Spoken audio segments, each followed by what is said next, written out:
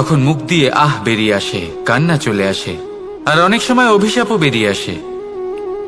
কিন্তু আমরা কি কখনো এটা এইভাবে দেখেছি, এইভাবে ভেবেছি যে আমরা যে পথে চলেছি সেই পথে কাঁটা বিঁধেছে, নাকি আমরা সেই পথ নির্বাচন করেছি যাতে শুধুই কাঁটা রয়েছে? নাকি আমরা এভাবে ভেবে দেখেছি যে এই কাঁটা আমাদের কষ্ট দিতে এসেছে, নাকি এটা আমরাই বিছিয়ে রেখেছিলাম? সাবধান থাকা উচিত ছিল, কারণ কাঁটা বিঁধলে যন্ত্রণা হবে, চিৎকার করে ফেলতে পারি, মুখ থেকে অভিশাপও বেরিয়ে আসতে পারে। কিন্তু এই অভিশাপ শুধুমাত্র আমাদের তরফ থেকে অভিশাপ হয়, সামনের ব্যক্তিটির ওপরও নির্ভর করে। এবার সেই ব্যক্তি যদি এমন হয় যে ফুল আর কাঁটা এই দুই সমানভাবে গ্রহণ করতে পারে, তার কাছে অভিশাপও বরদানে পরিণত হয়। শেষ পর্যন্ত ব্যাপারটা দাঁড়ায় ভাবনা, চিন্তা, দৃষ্টিভঙ্গির ওপর। কারণ আপনার এই ভাবনাই সত্যি হয়ে সামনে আসে। সেই জন্য এই ভাবনা, চিন্তা, মানসিকতাকে গুরুত্ব সহকারে দেখবেন। এই বিবেচনা নিয়ে বিবেচনা করতে শিখুন। আমার কথার অর্থ হলো যে জীবনে যখন এরকম কিছু একটা ঘটবে তখন ভেবে দেখুন যে এরকম কেন হলো। আপনি কি এমন কোনো কর্ম করেছিলেন যার কর্মফল এটা? এমন কোনো কাজ যা অনুচিত ছিল, অসত্য ছিল, যা অভদ্রতার কারণ ছিল? ভেবে দেখা প্রয়োজন। দেখুন, ইচ্ছে হলো আপনার যে আপনি কি করতে চান, ভাবনা আপনার, সত্য আপনার, জীবন আপনার, সিদ্ধান্ত আপনার। আসুন আর আমার সাথে ভালোবেসে বলুন, রাধা রাধা।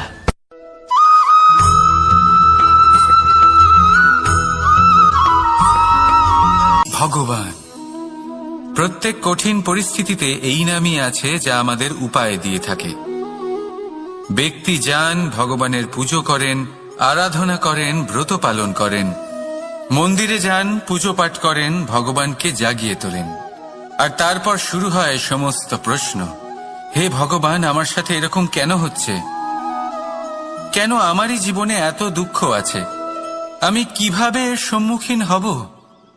আমাকে কেন এত কষ্ট ভোগ করতে হচ্ছে? হে ভগবান, আমি কি করব? আমাকে সাহায্য করুন, কোনো রাস্তা দেখান।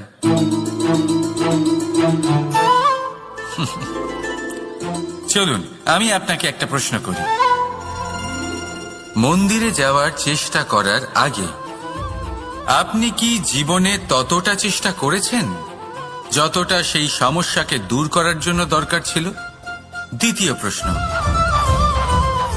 ভগবানকে জাগানোর পূর্বে আপনি কি নিজেকে জাগিয়ে তুলেছেন? আপনি কি আলস্য ত্যাগ করেছেন? তৃতীয় প্রশ্ন, ভগবানকে জিজ্ঞাসা করার আগে আপনি কি নিজেকে জিজ্ঞাসা করেছেন যে আমি কেন এত অসফল হচ্ছি? যদি না করে থাকেন তাহলে সবার আগে এটা করুন।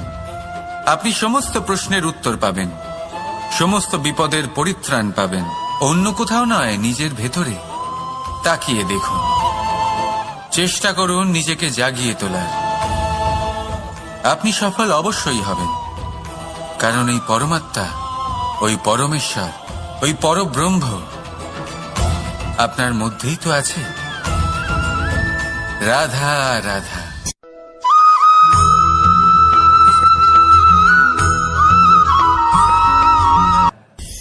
দৃষ্টি আর দৃষ্টিভঙ্গি, এই সমগ্র লীলা হলো এই দুইয়ের। বিচিত্র হতে পারে, কিন্তু এটাই সত্যি। এবার আপনাকে একটা উদাহরণ দিয়ে বোঝাই। অনেক সময় আপনি কোনো ব্যক্তিকে এটা বলতে শুনবেন যে আমি আমার নিজের উপরে গর্ব করি, আমি নিজেকে নিয়ে গর্ব করি, আমি খুব ভালোভাবে আমার মা বাবার সেবা করি, ওনাদের আমি সবসময় সুখী রাখি, ওনাদের আমি একটা বাড়ি দিয়েছি, সকল সুখ সুবিধা দিয়েছি, ওনাদের জীবনে প্রত্যেক জিনিস দিয়েছি আর দেব যা তাদের প্রয়োজন। এবার আমাকে বলুন যে আপনি কে হন? আপনি হলেন সেই বীজ যা আপনার মাতা পিতা রোপণ করেছেন। আপনার মা বাবাই আপনাকে এই সংসারে জন্ম দিয়েছেন। এবার এইসব কথার কি তাৎপর্য? এই হলো সেই ব্যক্তির দৃষ্টিভঙ্গি। এবার দেখা যাক এই প্রকৃতি আমাদের কি শেখায়। কখনো কোনো গাছকে দেখবেন, যখন সেই গাছে ফল আসে, সে মালিকে এটা বলে না যে দেখো আমি তোমাকে ফল খেতে দিচ্ছি। সেই বৃক্ষ এটা বলে না যে দেখো আমি তোমায় আহার করতে দিচ্ছি, কারণ ও জানে যে এটা হলো সেই মালির পরিশ্রম, এটা হলো তারই কর্মের ফল, আর এটা তারই পাওয়া উচিত। সে বলে যে তোমার জিনিস তোমাকেই অর্পণ করলাম, এ আমার জিনিস নয়। ও জানে সেই মালির গুরুত্ব আসলে কি, এটা হলো তার দৃষ্টিভঙ্গি। সেই জন্য আপনি জীবনে কোন ব্যক্তির মধ্যে, কোন পশু পাখির মধ্যে, কোন প্রাণীর মধ্যে, কোন পরিস্থিতিতে, কোন আবেগের মুহূর্তে কি দেখতে পাচ্ছেন, সেটা আপনার দৃষ্টিভঙ্গির উপরে নির্ভর করছে। তাই নিজের মনে ধনাত্মক ভাব জাগ্রত করুন, শুভ চিন্তা নিয়ে আসুন। এই ভাবনাই সত্য হয়ে সামনে আসবে। এই দৃষ্টিভঙ্গি এমন হয়ে যাবে যে আপনার জীবনে সবকিছুই শুভ হবে।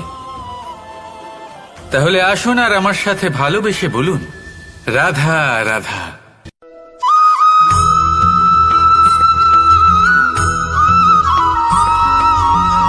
নাম।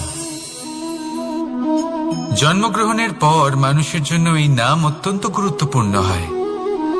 মাতা, পিতা, পুরোহিত সকলেই সেই অক্ষর খুঁজতে শুরু করেন যা দিয়ে আপনার নাম শুরু হবে।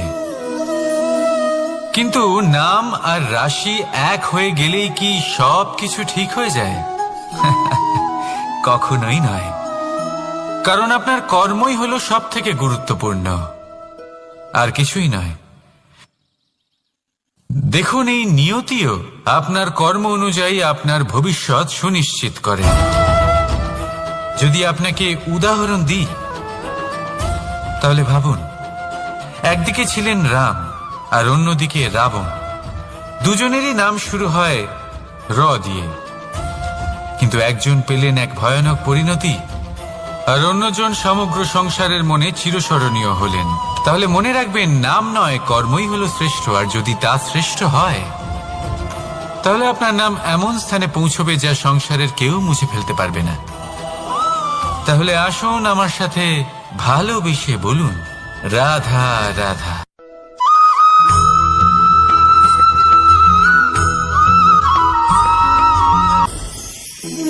সময়।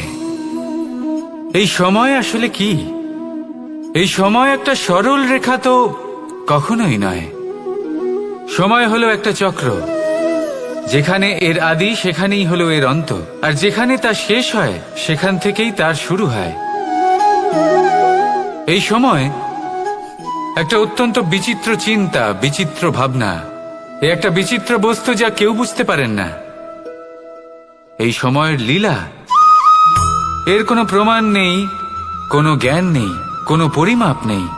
শুধু এটুকু আমরা জানতে পারি, যেখানে শেষ হবে সেখান থেকে একটা নতুন সূচনাও হবে।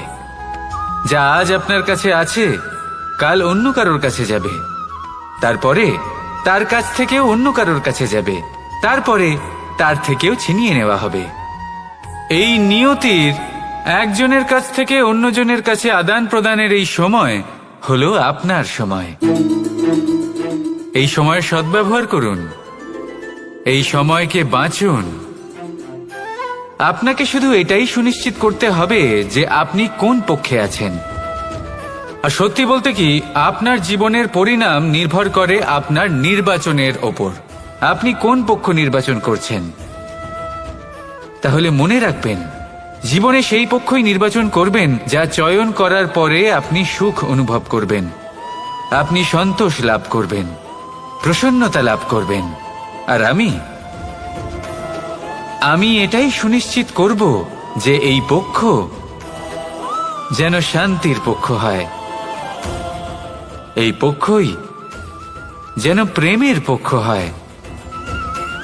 তাহলে চিন্তা করবেন না, আর আসুন আমার সাথে ভালোবেসে বলুন, রাধা রাধা।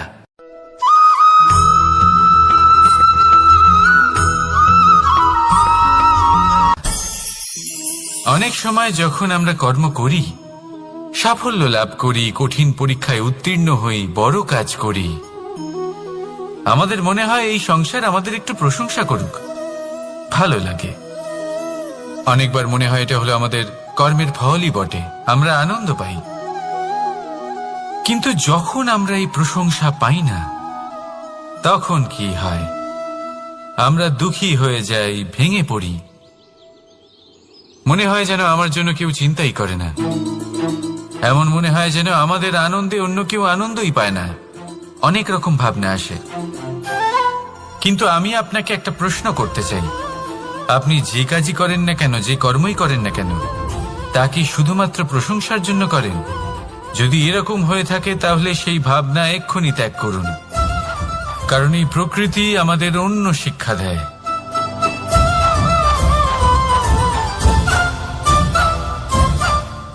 এই ফুলকে দেখুন,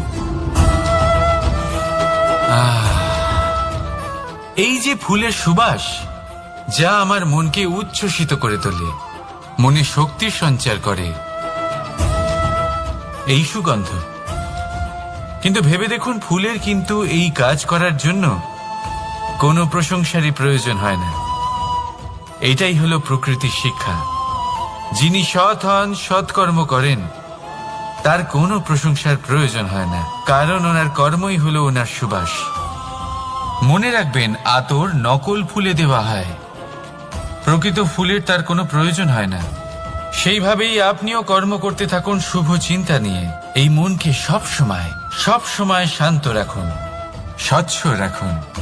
যদি এরকম করেন তাহলে আপনার কর্ম এমন সুবাস ছড়াবে যে আপনার জীবনে শুধু এবং শুধুমাত্র আনন্দই থাকবে।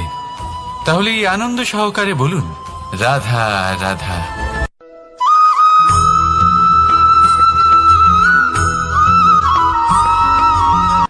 কর্ম এবং ফল দেখতে গেলে এই সমস্ত ব্রহ্মাণ্ড এই দুইয়ের মাঝেই স্থির হয়ে আছে।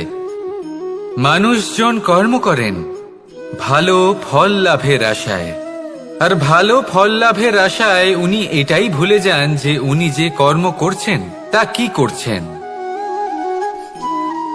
আমি বলেছিলাম কর্ম করুন ফলের চিন্তা না করে, কিন্তু কি কর্ম করছেন সেই বিষয়ে ভাবাটাও অত্যন্ত আবশ্যক। নয়তো অনেক সময় আমরা এমন কর্ম করে ফেলি যা না চাইতেও বিষে পরিণত হয়, যা হয়েছে দুঃশাসনের সাথে, দুর্যোধনের সাথে, গুরু দ্রোণের সাথে।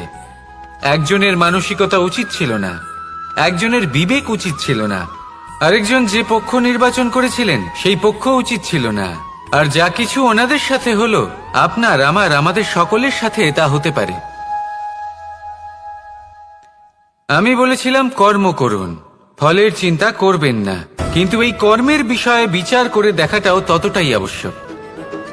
দেখুন, কর্ম করার উচিত প্রক্রিয়া ফলের চিন্তা না করা, কিন্তু যদি আপনার কর্ম শুভ হয় তাহলে তার ফলও নিয়তি আপনাকেই দেবে।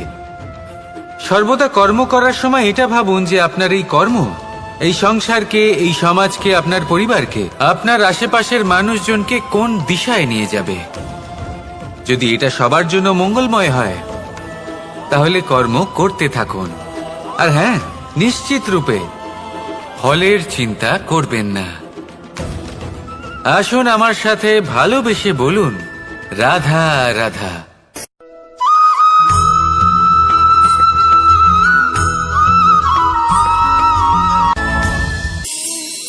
এই সংসারে এমন কোনো পর্বত নেই যা এতটাই উঁচু যে মানুষ তার শিখরে পৌঁছতে পারবে না, তাকে অতিক্রম করতে পারবে না। এই সংসারে এমন কোনো সাগর নেই যা কিনা এতটাই গভীর যেখানে মানুষ তার তলদেশে পৌঁছে ফিরে আসতে পারবে না। একটা ছোট্ট বরফের টুকরো পর্বতের শিখরে গলে গিয়ে বইতে থাকে, আর দেখতে দেখতেই তা মহানদী গঙ্গায় পরিবর্তিত হয়। এর কারণ কি? এর কারণ হলো প্রচেষ্টা, প্রারব্ধ নয়। এই প্রচেষ্টাই সুনিশ্চিত করে যে আপনার প্রারব্ধ কি হবে। এই সমস্ত কিছু হলো প্রচেষ্টা আর প্রারব্ধের খেলা। আপনার প্রচেষ্টা যেরকম হবে আপনার প্রারব্ধ সেরকমই হবে। আর আপনার প্রচেষ্টা যদি উচ্চ মানের হয় তাহলে প্রারব্ধকে আপনার সামনে নত হতেই হবে। কি বলেন? তাহলে আসুন আমার সাথে ভালোবেসে বলুন, রাধা রাধা। অনেক সময় মানুষ অতীতকে দেখেন আর তখন অহংবোধে পরিপূর্ণ হয়ে ওঠেন। কখনো বর্তমানের দিকে তাকান, ভবিষ্যতের দিকে তাকান আর পরিতৃপ্তিতে ভরে ওঠেন। কেন বুঝতে পারেন না একটা সহজ কথা? এই যে সৃষ্টি, এই সৃষ্টি হলো একটা বড় চক্র, যা বারংবার আপনার কাছে ফিরে আসবেই। কঠিন থেকে কঠিনতর পরীক্ষায় আপনাকে নিযুক্ত করবে, যাতে আপনাকে উত্তীর্ণ হতেই হবে। যা কাল ছিল তা আজ নেই, এটা সবাই জানেন। যা আজ আছে তা হয়তো কাল থাকবে না, এটাও আপনাকে মেনে নিতে হবে, তাও আবার হাসি মুখে। শান্ত থাকতে শিখুন, আর কখনোই মনের মধ্যে অহংকার উৎপন্ন হতে দেবেন না। হতে শিখুন সেই হিমবাহের মতো। হয়তো এই জন্যই এত শীতল থাকে, কারণ ও জানে গতকালও জল রূপে ছিল, আজ বরফ রূপে হয়তো আছে, কিন্তু কাল পুনরায় সে জলেই পরিণত হবে। নিজেকে শান্ত রাখুন। হয়তো আজ আপনি সাফল্যের শিখরে আছেন, হয়তো বা নেই। আপনাকে প্রত্যেক দিন অবশ্যই দেখতে হবে। শুধু নিরন্তর প্রচেষ্টা করতে থাকুন, প্রত্যেক পরিস্থিতির জন্য তৈরি থাকুন, আর একে ভারসাম্যে রাখতে শিখুন। আপনার কাল হোক, আজ হোক বা আগামীকাল, আপনার ভালো দিন হোক বা খারাপ দিন, সব পবিত্র হয়ে যাবে। তাহলে আসুন আর আমার সাথে ভালোবেসে বলুন, রাধা রাধা।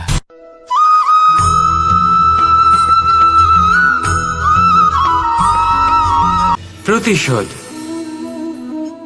অথবা কাউকে দুঃখ দেওয়ার ভাবনা, যদি এটা আপনার মনে থাকে, তাহলে আপনি নিজের মনেই যন্ত্রণার একটা বিশাল বৃক্ষ রোপণ করছেন, এটা মনে রাখবেন।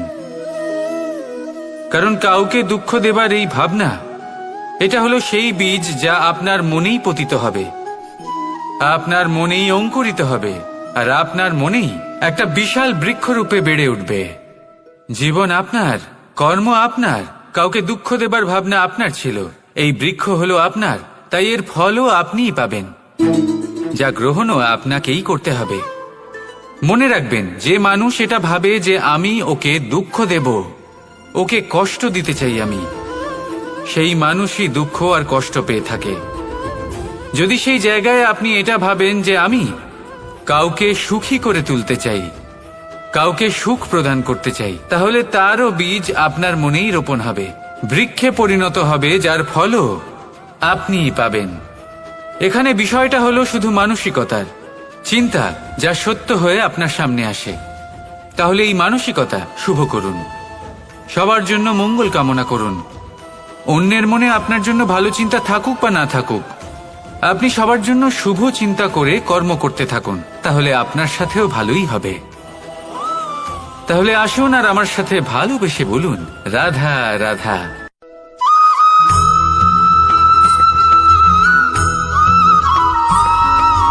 দোল উৎসবে এই সমগ্র সংসার রং নিয়ে খেলা করে,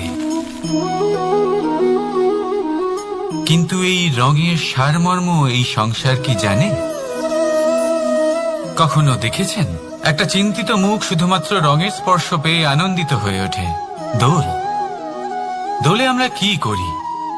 পুরাতনকে ত্যাগ করি আর নতুনকে স্বাগত জানাই। শিশিরকে বিদায় জানিয়ে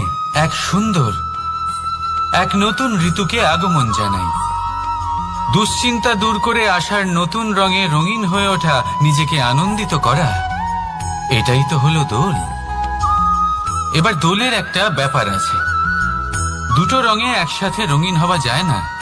একটা রং উঠলে তবেই আরেকটা রং লাগা সম্ভব। আরো একটা প্রশ্নও রয়েছে, কোন রংকে তুলে দিয়ে কোন রং মাখানো যেতে পারে?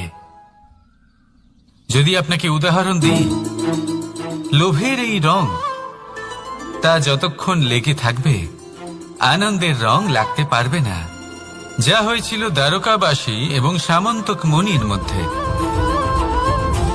ভ্রান্তির রং যতক্ষণ লেগে থাকবে সত্যের রং লাগতে পারবে না, যা হয়েছে রুক্মিণীর সাথে। আর হিংসার এই রং যতক্ষণ লেগে থাকবে প্রেমের রং ততক্ষণ লাগতেই পারবে না, যা হয় আপনার আমার সবার সাথে। তাহলে আসুন একসাথে মিলে দোল পালন করি এবং সবকিছুর উপরে বিজয় লাভ করি। অন্ধকারের স্থানে আলোর, ভ্রান্তির স্থানে সত্যের, হিংসার স্থানে প্রেমের, আর লোভের স্থানে আনন্দের এই সুন্দর রং মাখাই। শত্রুতা, ঘৃণা, হিংসা এই সব কিছু ত্যাগ করি আর সকলের সখা হয়ে উঠি, আর ভালোবেসে বলি শুভ দোল। হ্যাঁ, ওটা তো আমরা অবশ্যই বলবো, রাধা রাধা।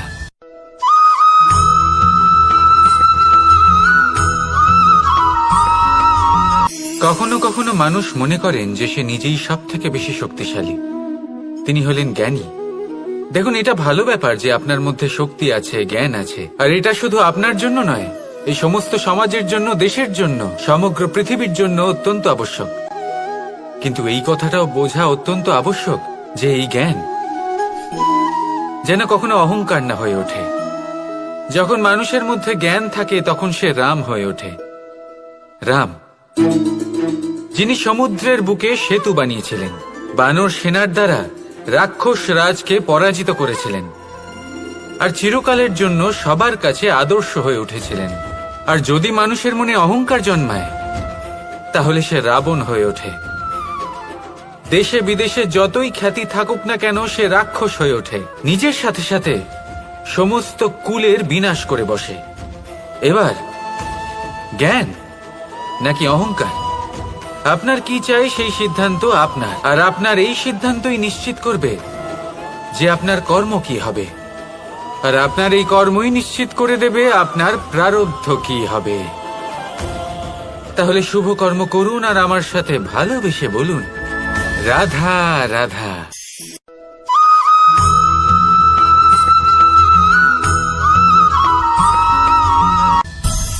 সংসারে অনেক সময় এরকম হয় যে আমরা খুব সমস্যায় থাকি, খুব বিপদের মধ্যে থাকি, আর সেই সমস্ত মানুষ যারা আমাদের কাছের মানুষ, আমাদের আপনজন, তারা আমাদের ত্যাগ করে চলে যান। আমরা এই সময় দুঃখ পাই, নিরাশ হয়ে পড়ি এবং একা একাই সেই সমস্যাকেও কাটিয়ে উঠি। এবার পরিস্থিতি যেমন খুশি হোক না কেন, সেই সব মানুষ যারা এমন সময় আপনাকে ত্যাগ করেছেন, তাদের প্রতি ক্রুদ্ধ হওয়া, অভিমান করা, এটা অনুচিত। আমি বলবো তাদের প্রতি কৃতজ্ঞ থাকুন। আমি বলবো তাদের ধন্যবাদ জানান যে তারা এমন সময় আপনার সঙ্গ ত্যাগ করেছেন যখন আপনার তাদের সব থেকে বেশি প্রয়োজন ছিল।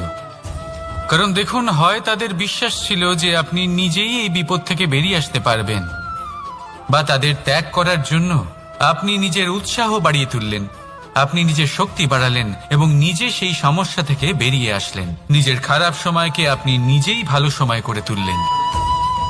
শেষ পর্যন্ত আপনি আরো শক্তিশালী হয়ে উঠলেন, আরো শ্রেষ্ঠ হয়ে উঠলেন।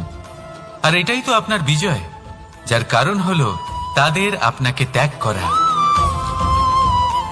তাহলে তাদের ধন্যবাদ জানান আর আমার সাথে ভালোবেসে বলুন, রাধা রাধা।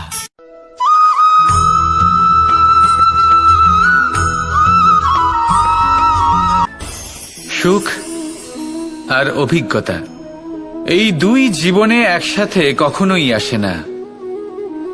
মনে রাখবেন, যেখানে সুখ থাকে সেখানে অভিজ্ঞতা থাকে না। আর যখন এই সুখ আমাদের জীবন থেকে দূরে চলে যায়, তখন আমাদের জীবনে আসে এই অভিজ্ঞতা। পরমাত্মা, প্রকৃতি, নিয়তি এই অভিজ্ঞতাকে আমাদের জীবনে পাঠান যাতে আমরা একটা অত্যন্ত গুরুত্বপূর্ণ শিক্ষা, একটা জ্ঞান প্রাপ্ত করতে পারি। এই অভিজ্ঞতা আমাদের শেখায় যে অতীতে এমন কি হয়েছিল যা আমাদের করা উচিত হয়নি। আমাদের শেখায় ভবিষ্যতে এমন কি আছে যা আমাদের করা উচিত আর কি করা উচিত নয়। দেখতে গেলে এই অভিজ্ঞতা আমাদের সেই শিক্ষা দেয় যার জন্য আমরা সুখের দিকে উচিতভাবে অগ্রসর হতে পারি। সেই জন্য জীবনে যখনই দুঃখ আসবে, দুঃখের এই সময় আসবে, তখন হতাশ হবেন না। বোঝার চেষ্টা করুন এই পরিস্থিতি কেন এসেছে, কি শিক্ষা দিতে এসেছে। যদি আপনি সেই জ্ঞান লাভ করেন, সুখের পথে অগ্রসর হন, তাও উচিত রূপে, তাহলে এই অভিজ্ঞতার উদ্দেশ্য পূরণ হয়ে যায়। তাহলে আসুন আর আমার সাথে ভালোবেসে বলুন, রাধা রাধা।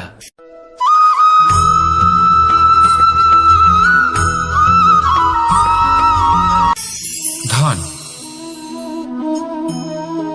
ধন হলো কারোর জন্য মোহ, আবার কারোর জন্য মায়া, কারোর জন্য হয়তো ভাগ্য, আবার কারোর জন্য কর্মের পারিশ্রমিক। দেখতে গেলে এই ধন হয়তো সবার জন্যই অত্যন্ত প্রয়োজনীয় হয়ে থাকে। সেই জন্যই তো মানুষ নিজের সমস্ত জীবন অতিবাহিত করেন এই ধন অর্জন করার জন্য। অনেক মানুষ এমনও হয় যাদের সমস্ত জীবন এই ধন অর্জন করতেই কেটে যায়। প্রত্যেক মানুষই চেষ্টা করেন যেন তিনি ধনী হন, যত সম্ভব বেশি ধন অর্জন করতে পারেন, সম্পন্ন থাকতে পারেন। আর তা হবে নাই বা কেন? কারণ এটাই হলো এমন এক বস্তু যা আদান প্রদান এমন নানান কাজে আসে। চেষ্টা তো সব মানুষই করেন, ধন অর্জন সব মানুষ করতে পারেন না। কারণ হলো এটাই যে মানুষ ভাবেন যে তার কাছে কিছু ধন এলে তারপর তিনি কিছু করে দেখাবেন, আর ধন ভাবে যদি এই মানুষ কিছু করে দেখান তাহলে আমি তার কাছে আসব। সেই জন্য কিছু করে দেখান, এমন শ্রেষ্ঠ কাজ করে দেখান যাতে ধন নিজেই আপনার কাছে ছুটে আসে। যদি আপনি ধন লাভের আশায় ছোটেন তাহলে আপনি নিজের সন্তোষ ভাব হারিয়ে ফেলবেন, কিন্তু এই সম্পত্তি যদি আপনার কাছে ছুটে আসে তাহলে আপনাকে মহান বলা হবে। সেই জন্য কাজ করুন, শ্রেষ্ঠ কাজ করে দেখান, দেখবেন এই ধন ফলস্বরূপ আপনার কাছে আসবেই আসবে। তাহলে আসুন আমার সাথে ভালোবেসে বলুন, রাধা রাধা।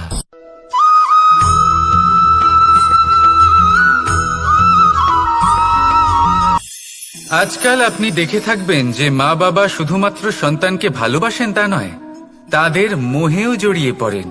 বিদ্যালয়ে যখন পাঠান তখন সমস্ত সুযোগ সুবিধা দিয়েই পাঠান। চেষ্টা করেন যে সবসময় যেন সন্তান তাদের চোখের সামনেই থাকে, কিন্তু ভুলে যান এক অত্যন্ত গুরুত্বপূর্ণ কথা, যে সন্তানকে এক নতুন দৃষ্টিভঙ্গি দেওয়াই হলো ওনাদের কর্তব্য। সেই জন্য পুরাতনকালে শিষ্যদের গুরুকুলে পাঠানো হতো, বাড়ির থেকে দূরে।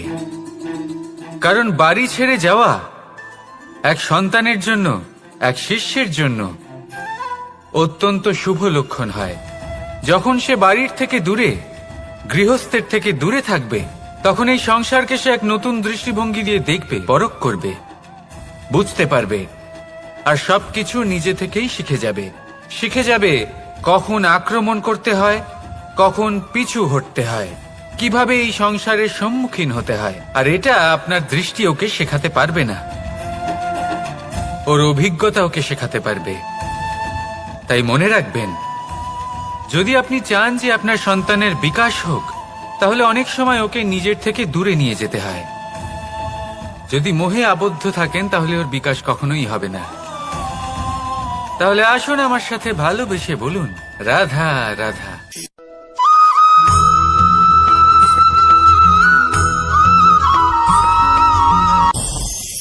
আমাদের মনে সবসময় একটা প্রশ্ন এসেই থাকে, এই জীবন যা কিনা ঈশ্বর আমাদের দিয়েছেন, একটা জীবন। ঈশ্বর এক আত্মা দিয়েছেন পৃথিবীতে বাঁচার জন্য। যতদূর আমরা জানি আমাদের কাছে একটাই জীবন রয়েছে। আমরা ভাবি এই জীবন গুছিয়ে কিভাবে রাখা যায়। প্রত্যেক মানুষ ভাবেন যে আমি কি করি যাতে এই জীবনকে গুছিয়ে রাখা যায়, কিরকম কর্ম করব, কিরকম পুণ্য করব, কি ধরনের শাস্ত্র পড়ব যাতে আমি সেই জ্ঞান অর্জন করি যাতে জীবনটা সুন্দর করে তুলতে পারি। আমাদের সমগ্র জীবন কেটে যায় এই প্রশ্নের উত্তর খুঁজতে, সেই শাস্ত্র অধ্যয়ন করতে। এমন অনেক মানুষ তাও বুঝতে পারেন না। আসুন আজ আমি আপনাকে একটা সহজ কথা বলি, যার দ্বারা আপনি নিজের জীবন সুন্দর করবেন। জীবন, জিহ্বা, এদের দুজনেরই হলো একটাই রাশি। জিহ্বা অর্থাৎ আপনার কথা, এই কথাকে সংযত রাখুন, একে সুন্দর করে তুলুন, মধুর কথা বলুন, যতটা সম্ভব একে নিয়ন্ত্রণে রাখুন, আপনার জীবন সুন্দর হয়ে উঠবে। কারণ কারণ এই শব্দ হয় অত্যন্ত শক্তিশালী। এটা হলো এমন এক বন্ধন যা আপনার সামনের মানুষকে আপনার ব্যক্তিত্বের সাথে জুড়ে দিতে পারে। তাই এই শব্দ সংযত রাখুন, একে সুন্দর করে তুলুন। আপনার জীবন আপনা থেকেই সুন্দর হয়ে উঠবে। আর আসুন, এই মধুর সুন্দর অনুভূতি দিয়ে বলুন, রাধা রাধা।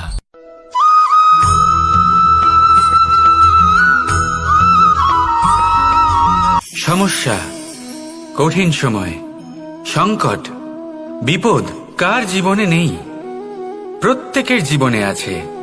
কিন্তু আমাকে একটা কথা বলুন, যদি নৌকায় ঢেউকে ভয় পেতে শুরু করে তাহলে সাগর পার করবে কে? কখনো কোনো ছোট্ট পিঁপড়েকে দেখেছেন যে আকারে হয়তো ছোট হতে পারে কিন্তু বড় শিক্ষা দিয়ে যায়? কিন্তু আমরা শিখি না।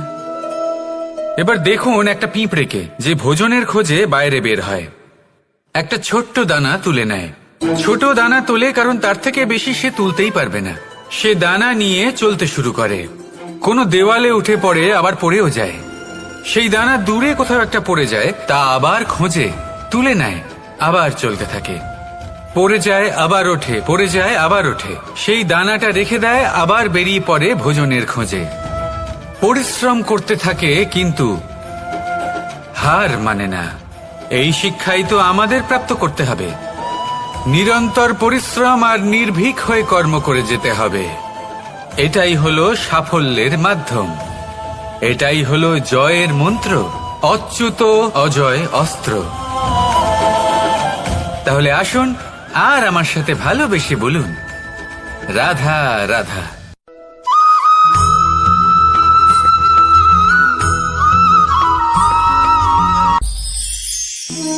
জীবন, এই জীবন আসলে কি?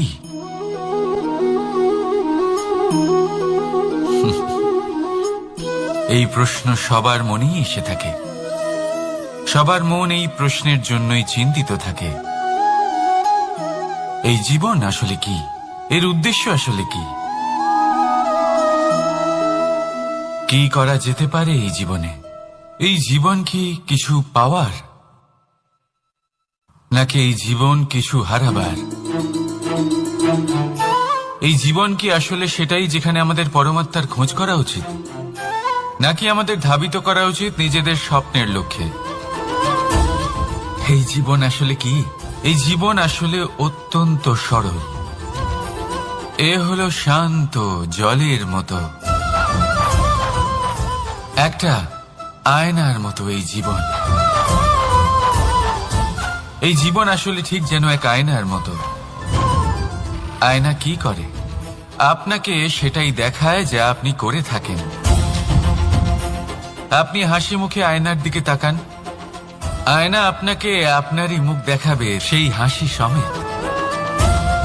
আপনি রেগে গিয়ে আয়নার দিকে তাকান, আয়না আপনাকে সেটাই দেখাবে। আপনি প্রসন্নভাবে হেসে আয়নার দিকে তাকালে আয়না আপনাকে সেটাই দেখাবে। এটাই হলো জীবন, একটা আয়নার মতো। আপনি এটা ভাববেন না যে এই জীবন আপনাকে কি দিয়েছে, বরং এটা ভেবে দেখুন যে আপনি এই জীবনকে কি প্রদান করেছেন। যদি আপনি এই জীবনকে সুখ প্রদান করেন, আনন্দ দিতে পারেন, ভালোবাসা দিতে পারেন, তাহলে এই জীবনও আপনাকে সুখ, আনন্দ আর ভালোবাসাই দেবে। তাহলে আসুন এই সুখ, আনন্দ আর ভালোবাসা দিয়ে বলুন, রাধা রাধা।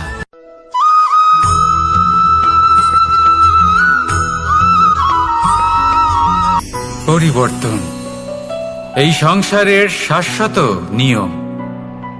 কোন রাজা নেই যিনি চিরকাল রাজা থাকেন, কোন ধনী ব্যক্তি নেই যিনি চিরকাল ধনী থাকবেন। এই সংসারে সূর্যের স্থান নেওয়ার জন্য চন্দ্রিমার আগমন ঘটে। কোন স্থান যাকে পতিত বলা হয়েছিল সেখানে মহল তৈরি হয়েছে। কোন স্থান যাকে আজ মলিন বলা হয়েছে কাল সেখানে মন্দিরও স্থাপন হতে পারে। কোন ঋতু চিরকালের জন্য থাকে না, কখনো সময় চিরকাল একরকম থাকে না। আজ যা আপনার কাছে রয়েছে কাল অন্য কারোর ছিল, আজ যে আপনার কাছে রয়েছে কাল তা অন্য কারোর কাছে চলে যাবে। আপনার সাথে কিছু থাকলে তা হলো আপনার কর্ম, কিন্তু সেই কর্মের পরিণামও আপনার নয়। আপনি শুধু কর্ম করুন, বাকি সবকিছুই পরিবর্তনশীল। কিন্তু সেই পরিবর্তনকে দেখে ভয় পাওয়ার প্রয়োজন নেই, তাকে স্বাগত জানান। যদি আপনি হাসি মুখে সেই পরিবর্তনকে স্বাগত জানান, তাহলে এই পরিবর্তনও হাসি মুখে আপনার সাথে থাকবে। আসুন আমার সাথে ভালোবেসে বলুন, রাধা রাধা।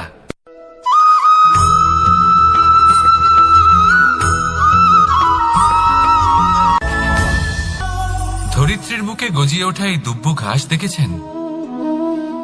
দুব্ব ঘাস, যা আমাদের পাকে শীতল রাখে। এতে যদি বসেন, তাহলে মনে হবে নরম কোথাও বসে আছেন। এত ছোট হলেও কিন্তু এর মধ্যে গুণ আছে অনেকগুলি, আর যতটা ছোট এটা, ততটাই বড় শিক্ষকও। কিভাবে? ভাবুন, পাতা ঝরার মরশুমের পরে সমস্ত পাতা একত্রিত হয়ে থাকে। একটা ছোট ফুলকি সবাইকে জ্বালিয়ে দিতে পারে, সমস্ত পাতা পুড়ে ছাই হয়ে যায়। কিন্তু এই ঘাসের কিছুই হয় না, সে যেমন ছিল তেমনই থাকে। কারণ কি হতে পারে? প্রথম কারণ, এরা ছোট হয়। দ্বিতীয় কারণ, এরা বিনম্র হয়, বড়ই সহজে দমে যায় এরা। তৃতীয় কারণ, এদের মধ্যে নমনীয়তা থাকে। আপনিও নিজেকে এরকমই বানিয়ে ফেলুন। কখনো নিজেই নিজেকে কারোর থেকে বড় মনে করবেন না। নিজের এই মনকে বিনম্র রাখুন। এবং সব থেকে বড় কথা, নিজের এই মনে সহানুভূতি, প্রেম আর বিশ্বাসের নমনীয়তা বজায় রাখবেন। যদি এরকম করতে পারেন, তাহলে জীবন সবসময় সুখে কাটবে। রাধা রাধা।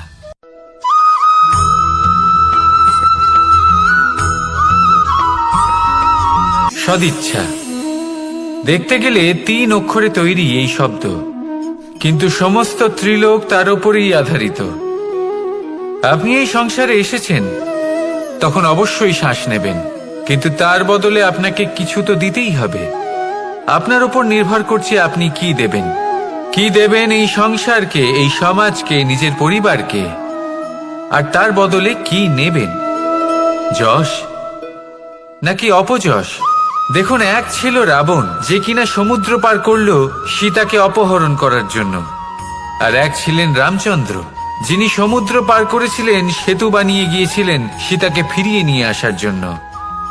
দুজনেই সমুদ্র পার করেছিলেন, শুধু পার্থক্য ছিল সদিচ্ছাকে বোঝার, লক্ষ্যের।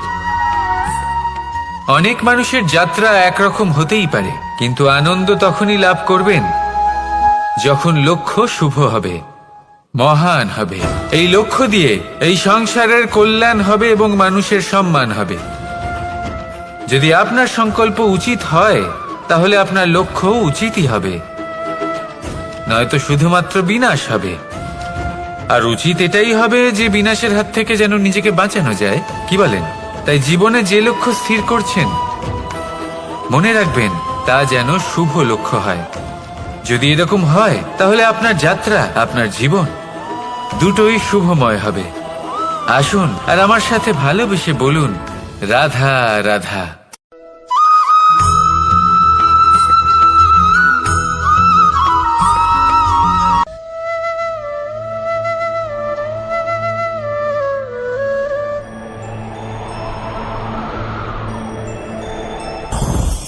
লোভ আপনার অন্তরের আরো একটা শত্রু।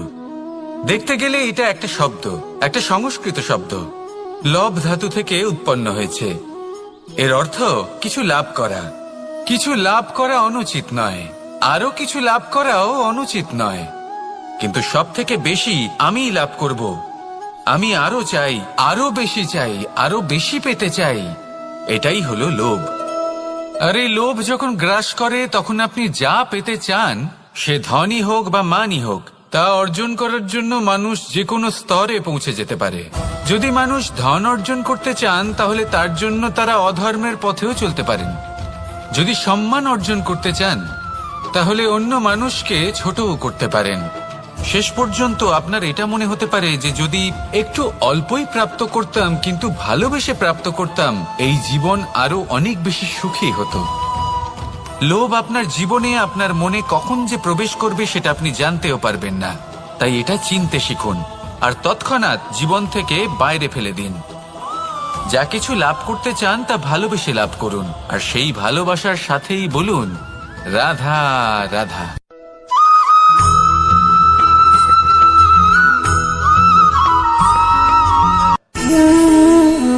সঞ্চয়। মানুষের যখন থেকে বোধ বুদ্ধি হয় সঞ্চয় করতে আরম্ভ করে দেন। সঞ্চয় করতে থাকেন ভোজনের, সঞ্চয় অর্থের, সঞ্চয় শক্তির। নিজের জন্য করেন, নিজের পরিবারের জন্য করেন, নিজের স্ত্রীর জন্য করেন, সন্তানের জন্য করেন, সন্তানের সন্তানের জন্য সঞ্চয় করেন। সঞ্চয় করার জন্য ওনার কাছে অনেক কারণ রয়েছে, কারণ উনি এটা ভাবেন যে এই সঞ্চিত শক্তির জন্য কেউ ওনার কোনো ক্ষতি করতে পারবে না। মানুষ ভুলে যান একটা গুরুত্বপূর্ণ কথা, এই সত্য উনি এই সংসারে খালি হাতেই এসেছিলেন আর এখান থেকে ওনাকে খালি হাতেই যেতে হবে। যা এখানকার তা এখানেই থেকে যাবে। আর যদি কিছু ওনার সাথে যায় তা হলো ওনার কর্ম, আর কিচ্ছু নয়। তাই যদি কিছু অর্জন করতে চান তাহলে শুভ কর্ম অর্জন করুন, আত্মশক্তি অর্জন করুন, কারণ পরলোকে এটাই হবে আপনার সম্পত্তি। তাহলে কি এটা আপনি অর্জন করতে চান না? আসুন আর আমার সাথে ভালোবেসে বলুন রাধা রাধা।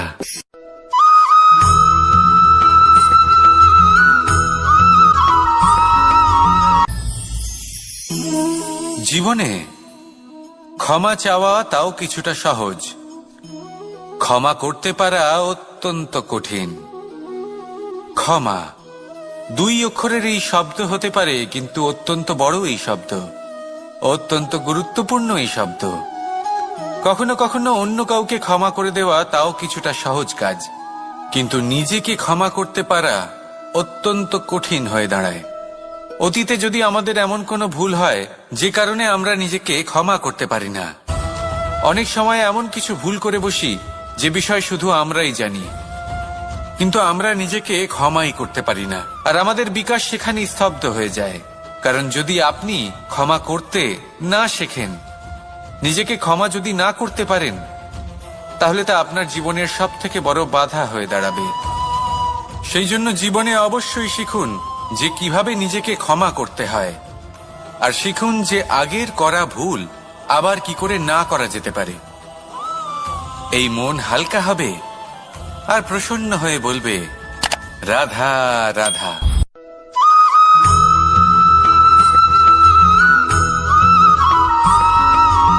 বটবৃক্ষের বীজ সর্ষের দানার থেকেও ছোট হয়, কিন্তু যখন তা নিজের রূপ ধারণ করে তখন তা বিশাল বৃক্ষের আকার ধারণ করে, যা সহস্র বছর ধরে বেঁচে থাকে, ছায়া প্রদান করে, পাখিদের আশ্রয় প্রদান করে, আর দেয় পথচারীদের বিশ্রাম করার স্থান। কেন? কারণ সেই ছোট বীজ তা মাটির ভেতরে গিয়ে নিজের খোলস ত্যাগ করে। অন্ধকারে থাকে সে, যতই আলো আসুক না কেন, যতই বর্ষা আসুক না কেন, সব সহ্য করে। আর তারপরে একটা চারা গাছ অঙ্কুরিত হয়, তারপর ধীর গতিতে একটা বিশাল বৃক্ষতে পরিণত হয়। দেখুন, জীবনে কঠিন সময় আসে, এই জন্য নয় যে আপনি হার মেনে নেবেন, এই জন্য আসে যাতে আপনি ভবিষ্যৎ নির্মাণের জন্য নিজেকে তৈরি করতে পারেন। যদি কঠিন সময়ে আপনি ওই বীজের মতো দৃঢ় হয়ে থাকতে পারেন, তাহলে আপনিও একদিন সেই বিশাল বৃক্ষের মতো নিজের অস্তিত্ব গড়ে তুলতে পারবেন, যা সহস্র বছর পর্যন্ত মনে রাখা হবে। আসুন আমার সাথে ভালোবেসে বলুন রাধা রাধা।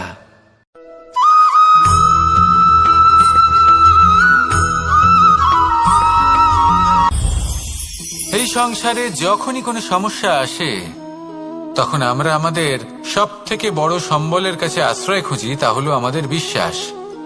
এবার প্রশ্ন হলো এটাই যে এই বিশ্বাস কার উপর করা যেতে পারে? পরিবারের ওপর, বন্ধুর ওপর, নাকি তাদের উপর বিশ্বাস করা উচিত যাদেরকে আমরা কখনো সঙ্গ দিয়েছি? দেখুন, এই সংসারে বিপদের সম্মুখীন হলে কে আপনাকে সাহায্য করবে সেটা নির্বাচন করা আপনার হাতে নেই। সেটা সেই সকল ব্যক্তির উপর নির্ভরশীল যে তারা আপনাকে সাহায্য করবে নাকি করবে না। অর্থাৎ যখনই কোনো বিপদ আসে, সর্বপ্রথম তার সম্মুখীন আমাদের নিজেকেই হতে হয়, আর তার জন্য প্রস্তুত থাকা প্রয়োজনীয়। সেই শক্তি, সেই সাহস অর্জন করা প্রয়োজনীয়। দেখুন, যখনই অন্ধকার আসে তখন সবার আগে কে আপনাকে ত্যাগ করে চলে যায়? আপনার নিজেরই ছায়া। এই অন্ধকারের সম্মুখীন হতে হয় অন্তরের প্রদীপের দ্বারা, অন্তরের আত্মা দ্বারা। তবেই আপনি অন্ধকারের ওপর জয়লাভ করতে পারবেন। সেই জন্য যে বিপদই আসুক না কেন, নিজেকে তার জন্য প্রস্তুত রাখা উচিত। সেই সাহস নিয়ে আসুন।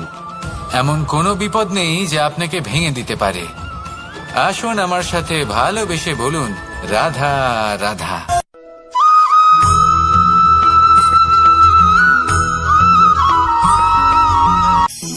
আপনি কখনো জীবনে সূর্যোদয় দেখেছেন?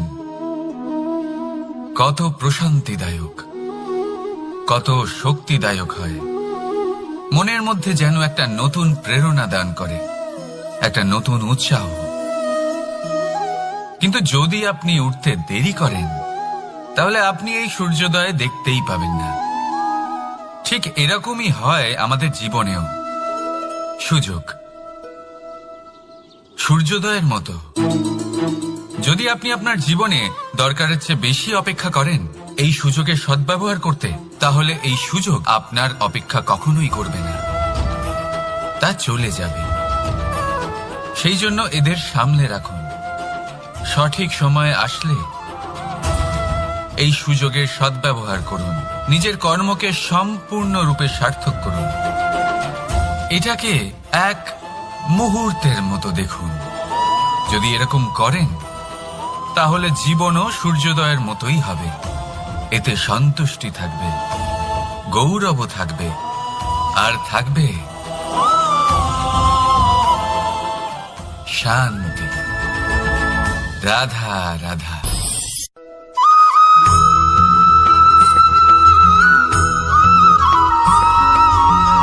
মানুষ সবসময় চায় যে তার জীবনে যেন কখনো কোনো সমস্যাই না আসে।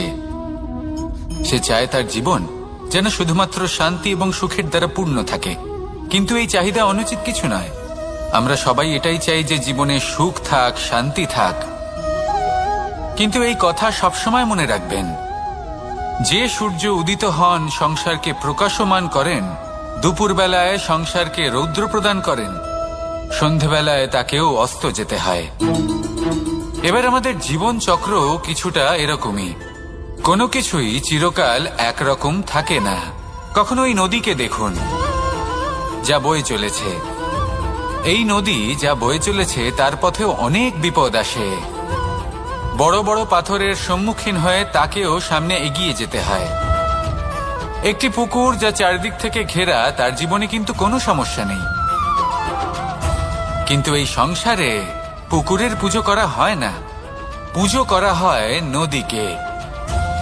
মনে রাখবেন, সমস্যার ঊর্ধ্বে তিনি উঠতে পারেন যিনি সমাধি লাভ করেছেন, যিনি এই সংসারেই নেই। যিনি এই সংসারে আছেন এবং জীবিত আছেন, তার জীবনের সমস্যা হলো শ্বাসবায়ুর মতোই গুরুত্বপূর্ণ। আসুন আমার সাথে ভালোবেসে বলুন, রাধা রাধা।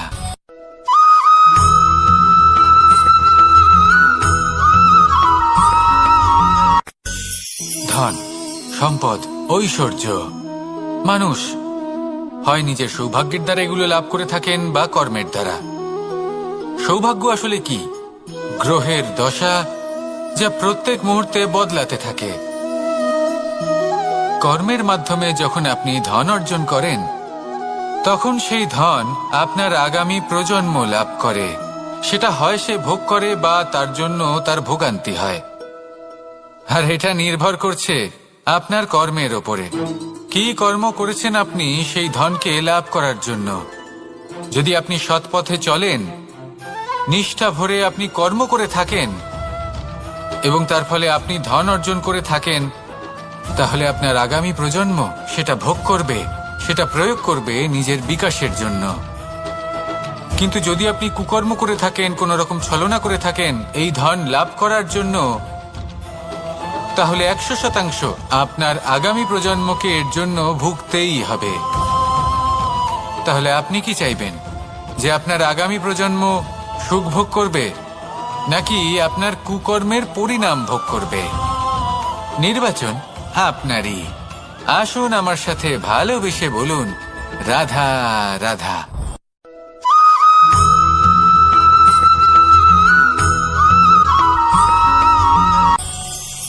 আজ আমি আপনাকে একটা ছোট্ট কাহিনী শোনাবো। একবার আমি, রাধা আর দাদা আমরা তিনজনে মিলে লুকিয়ে একটা উপবনে গেলাম আম পেড়ে খেতে। অনেক পরিশ্রম করে আমরা ওখানে পৌঁছলাম আর আমরা আশ্চর্যচকিত হয়ে গেলাম এটা দেখে যে এবার তো আম পাকেইনি। এবার দাদা কি করলেন, একটা আম পাড়লেন আর সেটা চাখলেন, আর উনি নিরাশ হয়ে পড়লেন। উনি বললেন যে এটা তো খুবই টক। তারপর রাধা একটা আম পাড়লো আর সেটা চেখে দেখলো, আর রাধা উৎসাহিত হয়ে পড়ল। আমি রাধাকে জিজ্ঞেস করলাম, কি হয়েছে, তুমি এত উৎসাহিত কেন? তখন রাধা বলল যে এবার এত বেশি টক আম হয়েছে যে এগুলো দিয়ে আমরা আচার বানাবো। তাহলে দাদা ওখান থেকে বেরিয়ে গেলেন নিরাশ হয়ে এবং খালি হাতে। রাধাও ওখান থেকে বেরিয়ে গেল কিন্তু উৎসাহিত হয়ে, আর অনেকগুলো কাঁচা আম সাথে নিয়ে। এর থেকে আমরা কি শিক্ষা পেতে পারি? যে প্রত্যেকটা স্থানে এমন কিছু রয়েছে যেখান থেকে আমরা কিছু একটা শিক্ষা লাভ করতে পারি, যা আমাদেরকে বিকাশের পথে নিয়ে যেতে পারে। এই শিক্ষা প্রত্যেক স্থানে আছে। সবকিছু আমাদের দৃষ্টিভঙ্গির উপর নির্ভর করছে। যখনই আমাদের জীবনে, আমাদের সম্পর্কে কোনো সমস্যা, কোনো বিপদ আসে, তখন বেশিরভাগ মানুষ সেই বিষয় নিয়ে দুঃখী হয়ে পড়েন। আর কিছু মানুষ এমনও থাকেন যারা শেষ পর্যন্ত তার সমাধান করেন, বিপদকে পরাজিত করেন, সম্পর্কগুলিকে আবার জুড়ে দেন। যদি আপনি সুখের খোঁজ করেন তাহলে আপনি সুখ অবশ্যই পাবেন, প্রসন্নতা অবশ্যই পাবেন। যদি আপনি দুঃখ খোঁজেন তাহলে দুঃখ অবশ্যই পাবেন। এবার আপনি কি খুঁজতে চান, সেই চয়ন আপনারই। আসুন আর আমার সাথে ভালোবেসে বলুন, রাধা রাধা।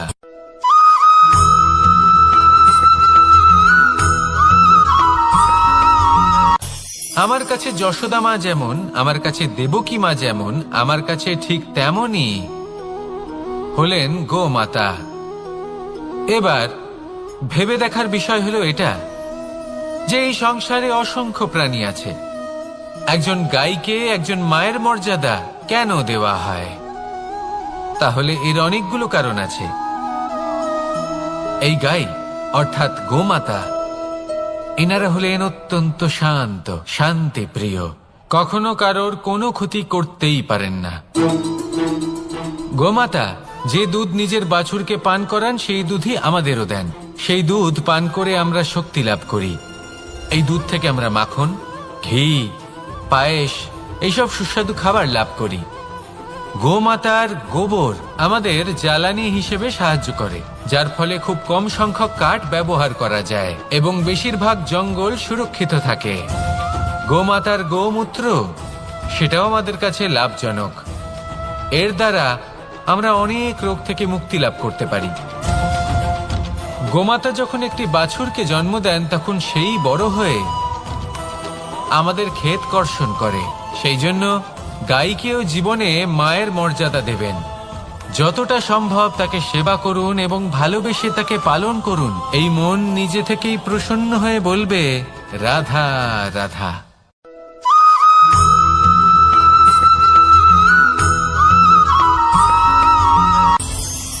কখনো কোনো প্রজাপতিকে উড়তে দেখেছেন? কি সুন্দর উড়ে বেড়ায় সে, এক ফুল থেকে অন্য ফুলে, এক পাতা থেকে অন্য পাতার ওপর। কিন্তু সে কিভাবে উড়তে শেখে কখনো ভেবেছেন? জন্ম থেকেই কিন্তু প্রজাপতির ডানা থাকে না। ও কিন্তু ছোট্ট একটা ডিমের আকারে জন্ম লাভ করে। তারপর সেই ডিমটি ভেঙে একটি কীট বাইরে আসে। আস্তে আস্তে সে বড় হয় ওর শক্তি বৃদ্ধি পায়। তারপর সে সেই কীট দশা ত্যাগ করে নিজের ডানাগুলি মেলে। এই প্রক্রিয়া তার কাছে সরল নয়, অত্যন্ত যন্ত্রণাদায়ক প্রক্রিয়া, কিন্তু সে সেই যন্ত্রণা মেনে নেয়। আর তারপর আস্তে আস্তে সে উড়তে শেখে। শুধুমাত্র আকাশে উড়ে বেড়ায় তা নয়, আমাদের মনের মাঝে উড়ে বেড়ায়। এবার এই ডিম থেকে প্রজাপতি হয়ে ওঠার যে যাত্রা, এটা যতটা কঠিন, ততটাই কঠিন হয় এই সংসারে শ্রেষ্ঠ কর্ম করা, ততটাই কঠিন হয় এই সংসারে মহান হয়ে ওঠা। সেই জন্য প্রয়োজনীয় প্রচেষ্টা এবং সময়। নিরন্তর প্রচেষ্টা করতে থাকুন, পর্যাপ্ত সময় নিন, এবং আপনি নিজেকে এই আকাশে উড়ন্ত অবস্থায় পাবেন। আসুন আমার সাথে ভালোবেসে বলুন, রাধা রাধা।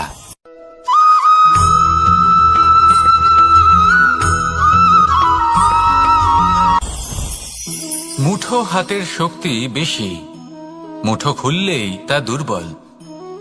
তা এমন কি থাকা উচিত এই বন্ধ মুঠোয় যা লাখের সমান?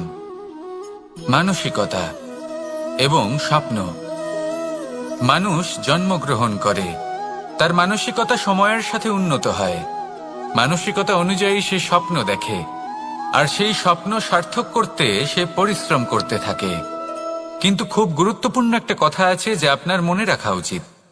আপনার এই মানসিকতা, আপনার এই স্বপ্ন, তা যেন আপনার নিয়ন্ত্রণে থাকে।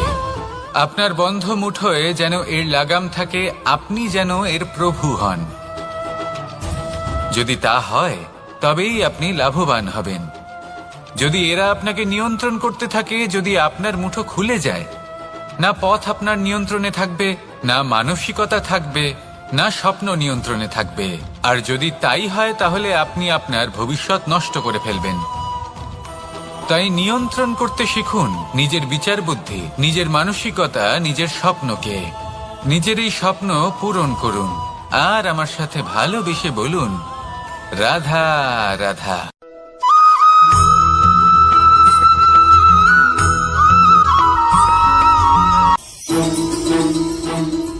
রাধা রাধা। আপনারা হয়তো ভাবছেন কি আশ্চর্য ব্যাপার, প্রত্যেকবার আমি কথা শেষ হওয়ার পরে রাধা রাধা বলি। এইবার আমি আগেই বলে দিলাম। কারণটা কি? কারণ হলো অত্যন্ত বিশেষ।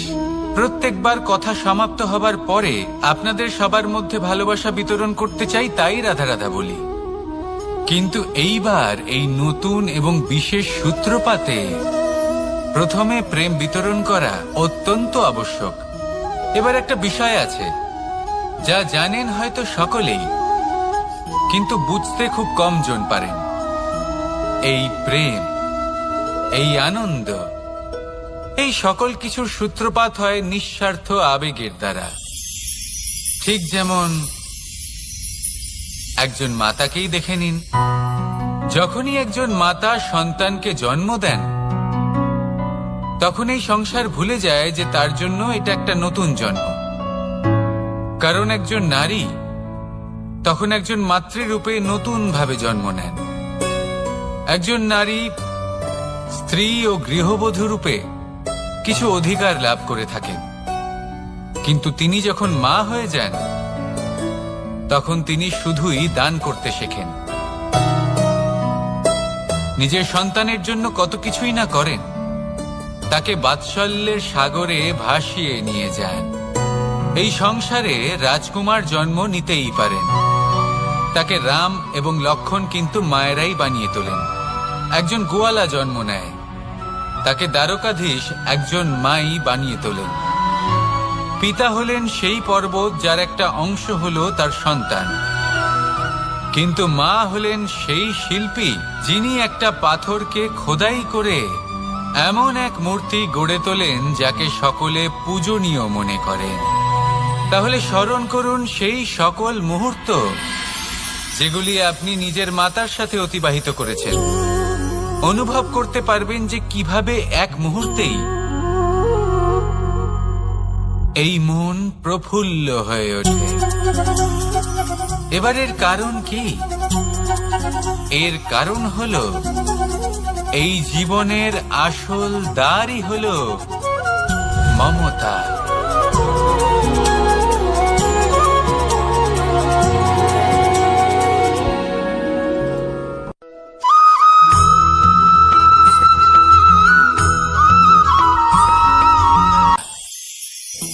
আমি রাধাকে ভালোবাসি, আর এই কথাটা সমগ্র সংসার জানে। আর সময় অন্তরে লীলার দ্বারা, বিভিন্ন ঘটনা দ্বারা, কর্মের দ্বারা আমি নিজের এই ভালোবাসা রাধার সামনে প্রকাশ করি। এবার আপনি বলবেন, এসবের কি প্রয়োজন? রাধা কি এই কথা জানে না যে কৃষ্ণ তাকে কতটা ভালোবাসে? অবশ্যই জানে, কিন্তু এই যে ভালোবাসা, তা মনে রেখে দেওয়ার জন্য নয়, তা প্রকাশ করার জন্য। আর বারংবার এই ভালোবাসাকে প্রকাশ করা উচিত, উচিত সময় এবং উচিত সুযোগ দেখে। কিরকম? এবার যদি আপনি প্রেমীর সাথে কোনো উৎসবে থাকেন, তাহলে তার সাথে নৃত্য সঙ্গীত করুন। যদি ভিড়ের মাঝে থাকেন, তখন প্রেমীকে সম্মান করুন, একান্তে প্রসাধন করুন। দুঃখের সময় তার হাত ধরে থাকুন, সুখের সময় আলিঙ্গন করে রাখুন। এই প্রেম যত প্রকাশ করবেন, ততই এই প্রেমের বৃদ্ধি হবে। এই প্রেম আরো বেশি গভীর হবে, অটুট হবে।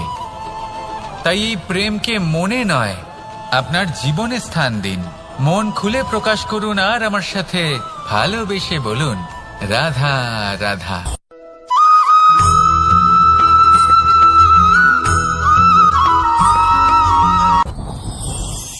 যত শক্তিশালী এই মন, তত শক্তিশালী এই শরীরও। এই যে আমাদের শরীর, এটা আসলে কি? এ হলো একটা রথের মতো। আর একটা রথ ততক্ষণ চলতে পারবে না যতক্ষণ না তাকে কোনো সারথি চালাবে।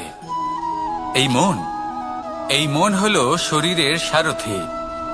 এবার ভাবুন, যদি এই সারথি শক্তিহীন হয়, দুর্বল হয়, তাহলে এই রথের কি হবে? এটা উচিত পথে চলতে পারবে না, উচিত গতিতে চলতে পারবে না, মন মতো স্থানে এটা পৌঁছতেও পারবে না। সেই জন্য মনের শক্তি অত্যন্ত প্রয়োজনীয়। এবার মনের শক্তি আমরা কোথা থেকে লাভ করি? দৃঢ়তার শক্তি থেকে। এবার এই শক্তি আমরা কিভাবে বাড়াতে পারি? আমরা প্রতিদিন কিছু নতুন স্থির করি, কিছু ছোট, কিছু বড়। আর যেই আমরা নতুন কিছু পূর্ণ করি, আমাদের মনের শক্তি বেড়ে যায়। আর যদি পূর্ণ না করতে পারি, মনের শক্তি কমে যায়। একটা দেওয়ালের মতো ছোট ছোট ছোট ছোট শিলা আমরা একটার পর একটা স্থাপন করে একটা দেওয়াল তৈরি করি। এতগুলো পাথর যখন একত্রিত হয়ে যায়, তখন এমন এক দেওয়াল তৈরি হয় যাকে ভাঙা প্রায় অসম্ভব হয়ে দাঁড়ায়। সেরকমই হয় মন এবং দৃঢ়তা। ছোট ছোট কাজ করে নিজের লক্ষ্য পূর্ণ করুন। এই লক্ষ্য যদি পূর্ণ হয়, তবে মনের শক্তি বাড়বে। কিছুটা এইভাবে যে যত বড়ই বিপদ আসুক না কেন, সেই বিপদ নিজে হার মেনে নেবে, কিন্তু আপনার মন ততটাই শক্তিশালী থাকবে। তাই মনের শক্তি বাড়াতে থাকুন, যাতে আপনি উচিত পথে চলতে পারেন, উচিত গতিতে চলেন, আর মনোবাঞ্ছিত স্থানে পৌঁছতে পারেন। তবেই এই মন প্রসন্ন হয়ে বলবে, রাধা রাধা।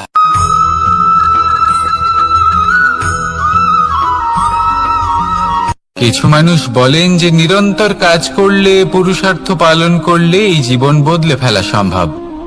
আজ আমি আপনাকে বোঝাবো যে এক মুহূর্ত, সময় আর সিদ্ধান্ত কতটা গুরুত্বপূর্ণ হয়।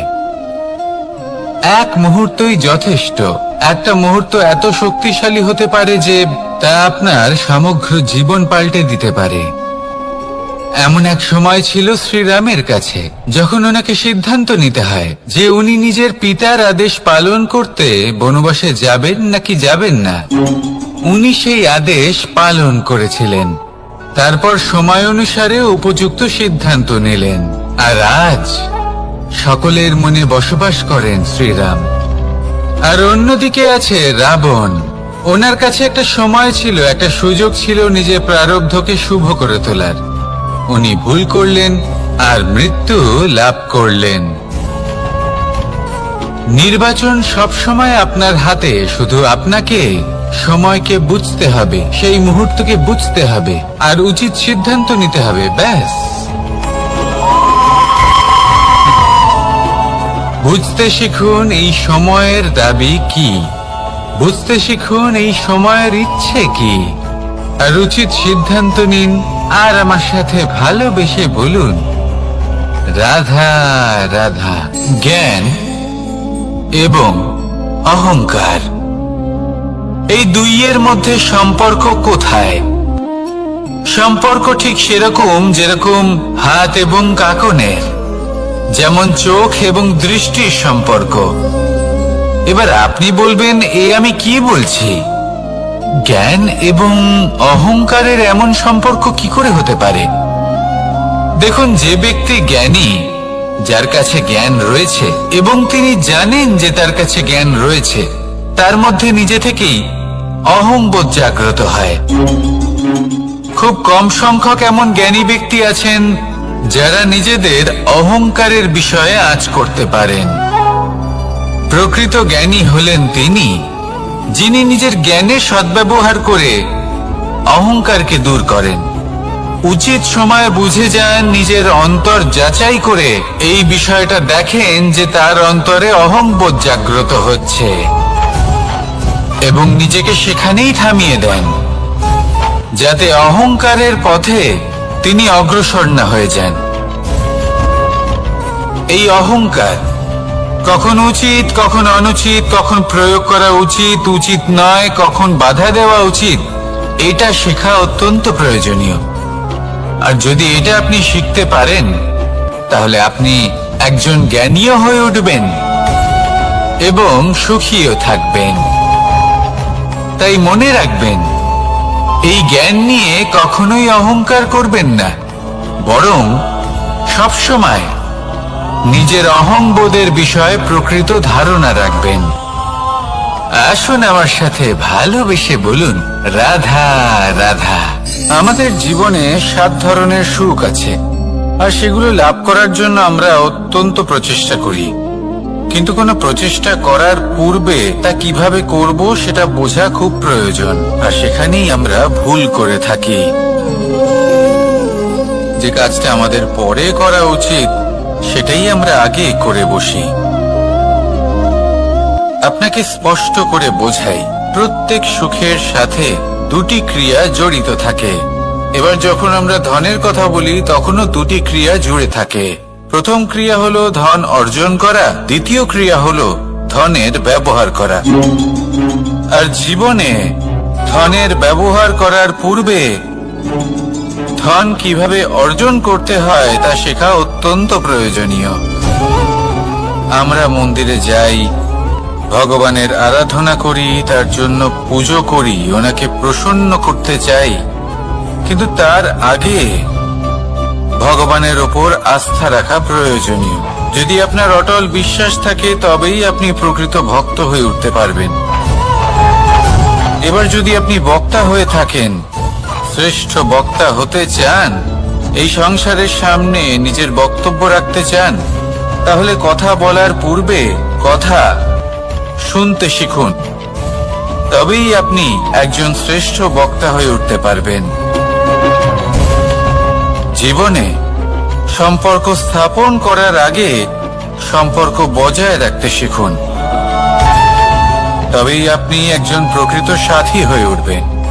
জীবনে পরাজয় মানার পূর্বে বিজয়ী হওয়ার চেষ্টা কিভাবে করতে হয় সেটা শিখুন, তবেই আপনি একজন নিপুণ ব্যক্তি হয়ে উঠবেন।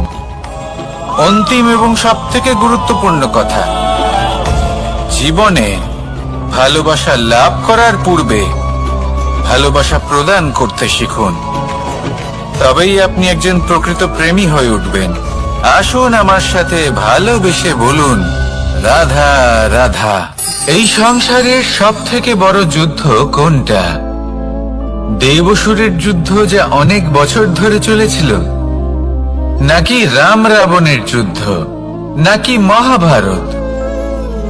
না, সংসারের সবথেকে বড় যুদ্ধ হলো সেইটা যা নিজের সাথে লড়া হয়, নিজের মনের সাথে লড়া হয়, নিজের অন্তরের সাথে লড়া হয়। এটাই সবথেকে বড় যুদ্ধ।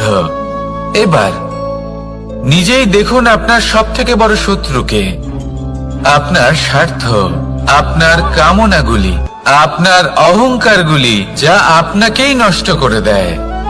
যদি এদের ওপর আপনি বিজয় লাভ করতে পারেন, তাহলে ধরে নিন এই সংসারে সবার ওপরে আপনি বিজয় লাভ করতে পারবেন। এই সংসারে কেউ আপনাকে পরাজিত করতে পারবে না, কিন্তু তার জন্য প্রয়োজন অনুভূতির। অনুভূতি ভালোবাসার, অনুভূতি অনুপ্রেরণার। যে ব্যক্তি ভালোবাসতে পারেন এবং প্রেরণা দিতে পারেন, তিনি চিরকাল জয় লাভ করতে পারেন। নিজের কাছে ভালোবাসার এক অস্ত্র রাখুন আর প্রেরণার এক ঢাল।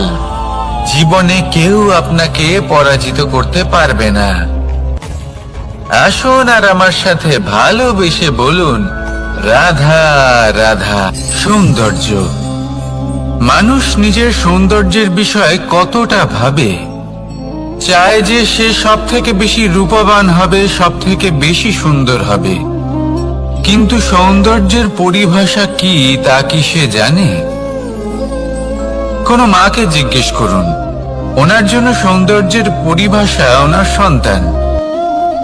কোনো ভক্তকে জিজ্ঞেস করুন, ওনার জন্য সৌন্দর্যের পরিভাষা ওনার ভগবান। শ্রীরামকে জিজ্ঞেস করুন, ওনার জন্য সৌন্দর্যের পরিভাষা হল হনুমান। ভাঙা হানু, ফুলে যাওয়া মুখ, দেখতে গেলে উনি বানর, লম্বা লেজ। এত নিরীহ যে ওনাকে অমূল্য মালা দিলে সেটা ছিঁড়ে তার ভেতরে শ্রীরামকে খুঁজছিলেন। কিন্তু ওনার ভাবনা কত সুন্দর। উনি এটা বিশ্বাস করেন যে সংসারের যতই মূল্যবান জিনিস দিয়ে এই মালা তৈরি করা হোক না কেন, যদি এর মধ্যে শ্রীরাম না থাকেন, তাহলে এর মধ্যে কোনো অর্থ নেই। সৌন্দর্য রূপে নয়, ভাবনায় নিহিত থাকে। যদি আপনি সৌন্দর্য প্রাপ্ত করতে চান, তাহলে তা কর্মে নিয়ে আসুন, ভাবনায় এবং বিচারে নিয়ে আসুন। এই সৌন্দর্য আপনার সাথেই থাকবে। যদি আপনি সৌন্দর্যকে রূপের মধ্যে খোঁজেন, তাহলে কিছুক্ষণের জন্য পাবেন। সেই সৌন্দর্য সময়ের সাথে হারিয়ে যাবে। সৌন্দর্য যদি পেতে চান, খুঁজতেই চান, তাহলে হৃদয় খুঁজুন, কর্মে খুঁজুন। মন প্রসন্ন হয়ে বলবে, রাধা রাধা। এই সংসারে মানুষ জন্মগ্রহণ করেন, বড় হতে থাকেন, পুরুষার্থ লাভ করেন, অর্জন করেন। অর্জন করা আসলে কি? বেশিরভাগ মানুষ বলেন অর্জন করা অর্থাৎ ধন সম্পত্তি অর্জন করা। আর কি অর্জন করা যায়? আর কি লাভ করা যায়? আসল প্রশ্ন হলো এটাই যে কি এমন আছে যা বাস্তব রূপে অর্জন করার যোগ্য। তা হলো ব্যবহার, জ্ঞান এবং সন্তোষ। কেন? কারণ আপনি যখন এই সংসার ছেড়ে চলে যাবেন, তখন আপনার ধন সম্পত্তি আপনাকে বিদায় জানাতে আসবে না। আপনাকে বিদায় জানাতে আসবে আপনার আপনজন, যাদের সাথে আপনার সুসম্পর্ক ছিল। সমগ্র সংসারে সহস্র মানুষ ধন অর্জন করে থাকেন। শ্রেষ্ঠ মানুষ হলেন তিনি, যিনি ব্যবহার, জ্ঞান এবং সন্তোষ অর্জন করে থাকেন, একে সকলের মধ্যে বিতরণ করেন। তাই এটাই করুন আর আমার সাথে ভালোবেসে বলুন, রাধা রাধা। সেই কখন থেকে এই পুস্তকটিকে দেখছি, কিন্তু এর থেকে আমি কোনো জ্ঞান লাভ করতেই পারছি না। এবার আপনি বলবেন যে আজ কেমন বিচিত্র কথা বলছি আমি। যদি এই পুস্তক থেকে আমাকে জ্ঞান লাভ করতে হয়, তাহলে শুধুই তাকিয়ে থাকলে হবে না। আমাকে এই পুস্তককে খুলতে হবে, পড়তে হবে, তাকে বুঝতে হবে, তবেই তো জ্ঞান প্রাপ্তি হবে। বড়ই সহজ একটা ব্যাপার, কিন্তু একে যাপন করা অত্যন্ত কঠিন, তাই না? আপনি নিজেকেই দেখে নিন। আপনার কাছে অনেক জ্ঞান রয়েছে, সহজ থেকে সহজতর জ্ঞানের কথা যদি বলি, আপনি এটুকু তো জানেন যে সত্যি কথা বলা ভালো কাজ, দান করা হলো পুণ্যের কাজ। আপনি জানেন যে পরিশ্রম করলে সাফল্য আসবে। এই জ্ঞান তো আমাদের কাছে রয়েছে, এমন অনেক জ্ঞান আমাদের কাছে রয়েছে, কিন্তু আলস্যের কারণে, অবহেলা করে আমরা শুধু এই জ্ঞান প্রয়োগ করতে পারি না, এই জ্ঞান যাপন করতে পারি না, একে আচরণে প্রয়োগ করতে পারি না, সেই জন্য দুঃখী হয়ে যাই। তাই আপনার কাছে যা যা জ্ঞান আছে, যা যা জ্ঞান আপনি লাভ করেছেন, সেই জ্ঞান যাপন করা শুরু করুন, জীবনে প্রয়োগ করতে শুরু করুন। এই মন প্রত্যেকটি মুহূর্তে প্রসন্ন থাকবে, আর লক্ষ্য প্রাপ্ত করে এই মন বলবে, রাধা রাধা। একটা জলের ফোঁটাকে ফোঁটা নামে সম্বোধন করা হয়। অনেক ফোঁটা একত্রিত হলে সাগরের রূপ ধারণ করে। শুধু একটা পাতাকে পাতা বলা হয়, অন্য অনেক পাতার সাথে একত্রিত হলে তা গ্রন্থের রূপ ধারণ করে। একটা মাত্র সুতো অন্য সুতোর সাথে মিলিত হলে বস্ত্রের রূপ ধারণ করে। অনেক সংখ্যক ইট একত্রিত হলে মহলের রূপ ধারণ করে। সৈন্যরা একত্রিত হলে সৈন্যদল তৈরি হতে পারে। এটা হলো শক্তি সংগঠনের, এটাই হলো শক্তি একতার।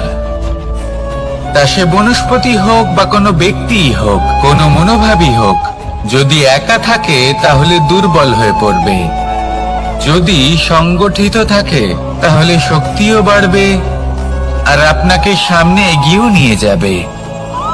তাই এই একতায় বিশ্বাস রাখুন, আর আমার সাথে ভালোবেসে বলুন, রাধা রাধা। এমন কিছু রয়েছে মানুষের মনে, তাদের জীবনে এমন এক আবেগ যা সর্বজন বিদিত, যা সবাই জানেন যে উপস্থিত আছে, সেটাকে আমরা সমস্যা বলে থাকি। এমনিতে আমরা সকলেই জানি যে এমন কোনো গৃহ নেই যেখানে মৃত্যুর ছায়া পড়েনি, এমন কোনো বৃক্ষ নেই যার দ্বারা ওষুধ তৈরি সম্ভব নয়, এমন কোনো অন্ন নেই যা সময়ের সাথে বিষ বা অমৃতে পরিণত হতে পারে। এবার এই সমস্যাগুলি কোনো ব্যক্তির জন্য সমস্যা হতে পারে, কিন্তু নিজে থেকে এরা কোনো সমস্যাই নয়। এরা আসে আমাদের সাহায্য করতে, আমাদের কিছু শেখাতে। আপনি নিজেই দেখুন, পর্বতের শিখর থেকে কোনো এক পাখি পড়ে গিয়ে নিজের প্রাণ ত্যাগ করলো। সেটা কখন সম্ভব? যখন সেই পাখি ওড়ার চেষ্টাই করে না। তখন যখন কোনো ব্যক্তি জলে পড়ে যান এবং ডুবে গিয়ে নিজের প্রাণ হারান, এর সম্ভাবনা কখন বেশি থাকে? যখন সেই ব্যক্তি সাঁতার কাটার চেষ্টাই করেন না। তখন এই সমস্যা প্রত্যেকের জীবনে থাকবেই, কিন্তু এটা মনে রাখা প্রয়োজনীয় যে কোনো সমস্যা পরিস্থিতির কারণে সমস্যা হয়ে ওঠে না। এই পরিস্থিতি যখন আমাদের সামনে আসে, আমাদের তা কঠিন মনে হয়, আমরা নতমস্তক হয়ে পড়ি, ভয়ভীত হয়ে পড়ি, তার সম্মুখীন হতে পারি না। তখন তা সমস্যার রূপ নেয়। দৃঢ় হয়ে দাঁড়িয়ে থাকুন সাহসের সাথে, এই পরিস্থিতিগুলির সম্মুখীন হন, দেখবেন সমস্যা কখন সাফল্যে পরিণত হবে আপনি জানতেই পারবেন না। আসুন আমার সাথে ভালোবেসে বলুন, রাধা রাধা। এই সংসারে কখনো কোনো ব্যক্তিকে তার বাইরের পোশাক দেখে বিচার করার চেষ্টা করবেন না, এটা খুব বড় ভুল করবেন। যেমন আমরা জীবনে অনেক সময় এমন করি, ধরুন কোথাও একটা গাছ দেখলাম, খুব বিশাল আকারের একটা গাছ, যেটা মাটির থেকে অনেক উঁচুতে পৌঁছে গেছে, যার বিশাল শাখা আছে। সেগুলো দেখে আমরা ভাবি যে এই গাছে হয়তো কত সুস্বাদু ফল আছে, আমরা সেই গাছের পরিচর্যা করতে থাকি। আবার অন্যদিকে হলো একটি তৃণ, যেটা মাটি থেকে কিছুটা উঁচুতে পৌঁছেছে, কিন্তু সেই তৃণর নিচে, মাটির নিচে অত্যন্ত সুস্বাদু ফল বা সবজি জন্ম নেয়, যা আমাদের স্বাস্থ্যের পক্ষে অত্যন্ত উপকারী। সেই জন্য কখনো আবরণ দেখে কাউকে বিচার করতে চেষ্টা করবেন না। তার বদলে এটা বোঝার চেষ্টা করুন যে আপনার সামনে যে ব্যক্তি আছে বা বস্তু আছে তার বিশেষত্ব কি। যদি এই বিশেষত্ব বোঝার ক্ষমতা আপনি অর্জন করেন, যদি এই শিল্প আপনি নিজের ভেতরে জাগ্রত করেন, তাহলে এই সংসারে বিশেষত্ব কি সেটা আপনি জানতে পারবেন। আর এই সমস্ত খেলা দৃষ্টি থেকে নয়, দৃষ্টিভঙ্গি থেকে জন্ম নেয়। দৃষ্টিভঙ্গি সবসময় শুভ রাখুন আর আমার সাথে ভালোবেসে বলুন, রাধা রাধা। যখন মানুষের মৃত্যু হয় তখন কি হয়? অনেক সংখ্যক মানুষ শোক পালন করতে চলে আসেন।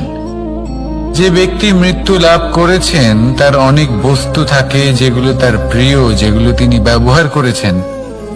তার শয্যা, তার বস্ত্র, তার আভূষণ সবকিছু তার থেকে বিচ্ছিন্ন করা হয় এবং খালি হাতে তাকে শ্মশানের উদ্দেশ্যে রওনা করা হয়। আমি আপনাকে এই প্রশ্ন করতে চাই, আপনি এই সংসারে কি অর্জন করেছেন?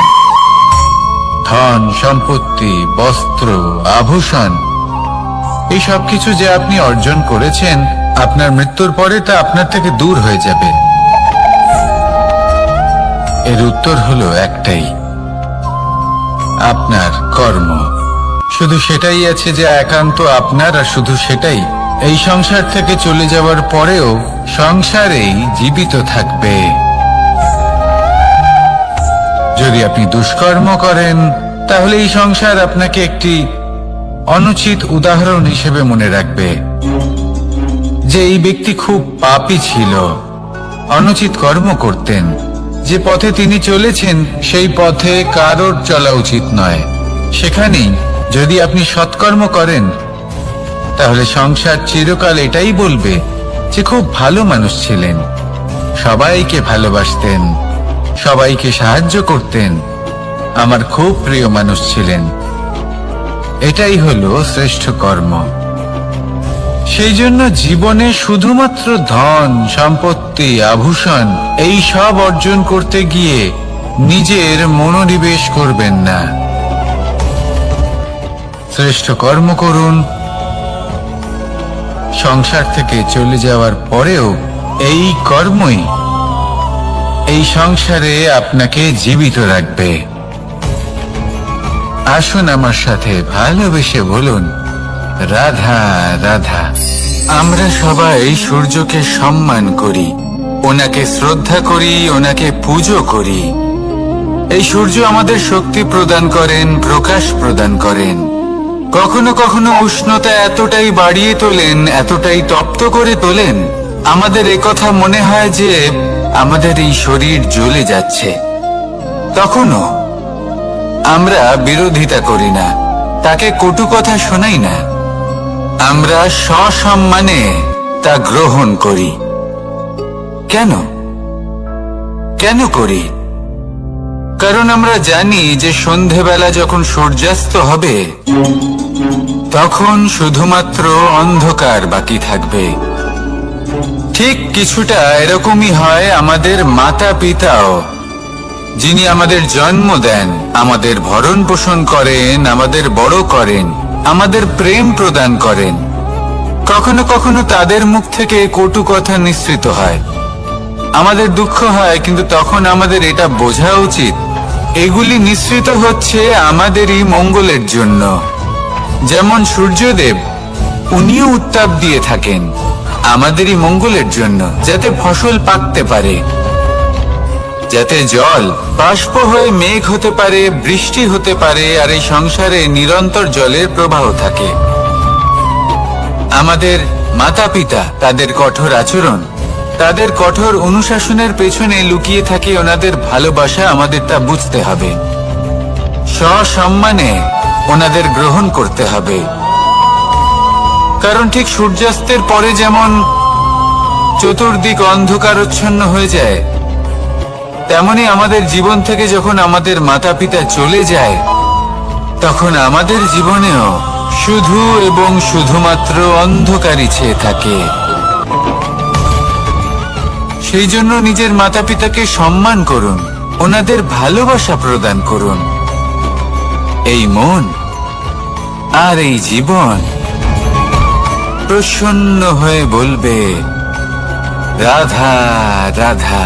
কিছু মানুষ বলেন যে নিরন্তর কাজ করলে, পুরুষার্থ পালন করলে এই জীবন বদলে ফেলা সম্ভব। আজ আমি আপনাকে বোঝাবো যে এক মুহূর্ত, সময় আর সিদ্ধান্ত কতটা গুরুত্বপূর্ণ হয়। এক মুহূর্তই যথেষ্ট। একটা মুহূর্ত এত শক্তিশালী হতে পারে যে তা আপনার সমগ্র জীবন পাল্টে দিতে পারে।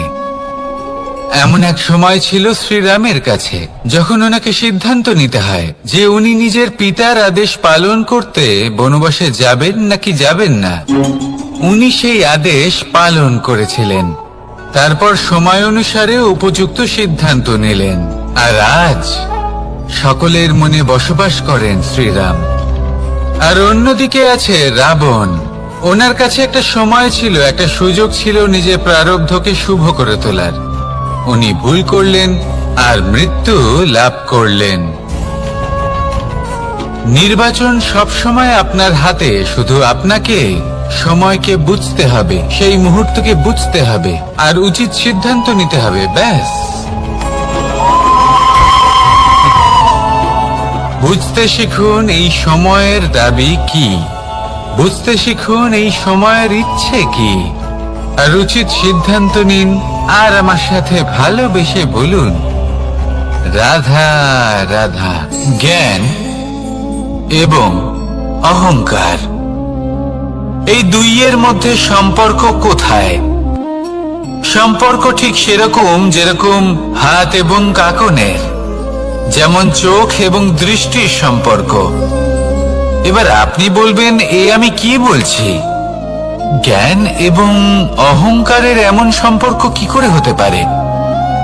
দেখুন, যে ব্যক্তি জ্ঞানী, যার কাছে জ্ঞান রয়েছে এবং তিনি জানেন যে তার কাছে জ্ঞান রয়েছে, তার মধ্যে নিজে থেকেই অহংবোধ জাগ্রত হয়। খুব কম সংখ্যক এমন জ্ঞানী ব্যক্তি আছেন যারা নিজেদের অহংকারের বিষয়ে আঁচ করতে পারেন। প্রকৃত জ্ঞানী হলেন তিনি, যিনি নিজের জ্ঞানের সদ্ব্যবহার করে অহংকারকে দূর করেন। উচিত সময়ে বুঝে যান, নিজের অন্তর যাচাই করে এই বিষয়টা দেখেন যে তার অন্তরে অহংবোধ জাগ্রত হচ্ছে এবং নিজেকে সেখানেই থামিয়ে দেন, যাতে অহংকারের পথে তিনি অগ্রসর না হয়ে যান। এই অহংকার কখন উচিত, কখন অনুচিত, কখন প্রয়োগ করা উচিত, উচিত নয়, কখন বাধা দেওয়া উচিত, এটা শেখা অত্যন্ত প্রয়োজনীয়। আর যদি এটা আপনি শিখতে পারেন, তাহলে আপনি একজন জ্ঞানীও হয়ে উঠবেন এবং সুখীও থাকবেন। তাই মনে রাখবেন, এই জ্ঞান নিয়ে কখনোই অহংকার করবেন না, বরং সবসময় নিজের অহংবোধের বিষয়ে প্রকৃত ধারণা রাখবেন। আসুন আমার সাথে ভালোবেসে বলুন, রাধা রাধা। আমাদের জীবনে 7 ধরনের সুখ আছে, আর সেগুলো লাভ করার জন্য আমরা অত্যন্ত প্রচেষ্টা করি। কিন্তু কোনো প্রচেষ্টা করার পূর্বে তা কিভাবে করব সেটা বোঝা খুব প্রয়োজন, আর সেখানেই আমরা ভুল করে থাকি। যে কাজটা আমাদের পরে করা উচিত, সেটাই আমরা আগে করে বসি। আপনাকে স্পষ্ট করে বোঝাই, প্রত্যেক সুখের সাথে 2টি ক্রিয়া জড়িত থাকে। এবার যখন আমরা ধনের কথা বলি, তখনও 2টি ক্রিয়া জুড়ে থাকে। প্রথম ক্রিয়া হলো ধন অর্জন করা, দ্বিতীয় ক্রিয়া হলো ধনের ব্যবহার করা। আর জীবনে ধনের ব্যবহার করার পূর্বে ধন কিভাবে অর্জন করতে হয় তা শেখা অত্যন্ত প্রয়োজনীয়। আমরা মন্দিরে যাই, ভগবানের আরাধনা করি, তার জন্য পুজো করি, ওনাকে প্রসন্ন করতে চাই, কিন্তু তার আগে ভগবানের ওপর আস্থা রাখা প্রয়োজনীয়। যদি আপনার অটল বিশ্বাস থাকে তবেই আপনি প্রকৃত ভক্ত হয়ে উঠতে পারবেন। এবার যদি আপনি বক্তা হয়ে থাকেন, শ্রেষ্ঠ বক্তা হতে চান, এই সংসারের সামনে নিজের বক্তব্য রাখতে চান, তাহলে কথা বলার পূর্বে কথা শুনতে শিখুন। তবেই আপনি একজন শ্রেষ্ঠ বক্তা হয়ে উঠতে পারবেন। জীবনে সম্পর্ক স্থাপন করার আগে সম্পর্ক বজায় রাখতে শিখুন। তবেই আপনি একজন প্রকৃত সাথী হয়ে উঠবেন। জীবনে পরাজয় মানার পূর্বে বিজয়ী হওয়ার চেষ্টা কিভাবে করতে হয় সেটা শিখুন। তবেই আপনি একজন নিপুণ ব্যক্তি হয়ে উঠবেন। অন্তিম এবং সবথেকে গুরুত্বপূর্ণ কথা, জীবনে ভালোবাসা লাভ করার পূর্বে ভালোবাসা প্রদান করতে শিখুন। তবেই আপনি একজন প্রকৃত প্রেমী হয়ে উঠবেন। আসুন আমার সাথে ভালোবেসে বলুন, রাধা রাধা। এই সংসারের সবথেকে বড় যুদ্ধ কোনটা? দেব-অসুরের যুদ্ধ যা অনেক বছর ধরে চলেছিল, নাকি রাম রাবণের যুদ্ধ, নাকি মহাভারত? না, সংসারের সবথেকে বড় যুদ্ধ হলো সেইটা যা নিজের সাথে লড়া হয়, নিজের মনের সাথে লড়া হয়, নিজের অন্তরের সাথে লড়া হয়। এটাই সবথেকে বড় যুদ্ধ। এবার নিজেই দেখুন আপনার সবথেকে বড় শত্রুকে। আপনার স্বার্থ, আপনার কামনাগুলি, আপনার অহংকারগুলি, যা আপনাকেই নষ্ট করে দেয়।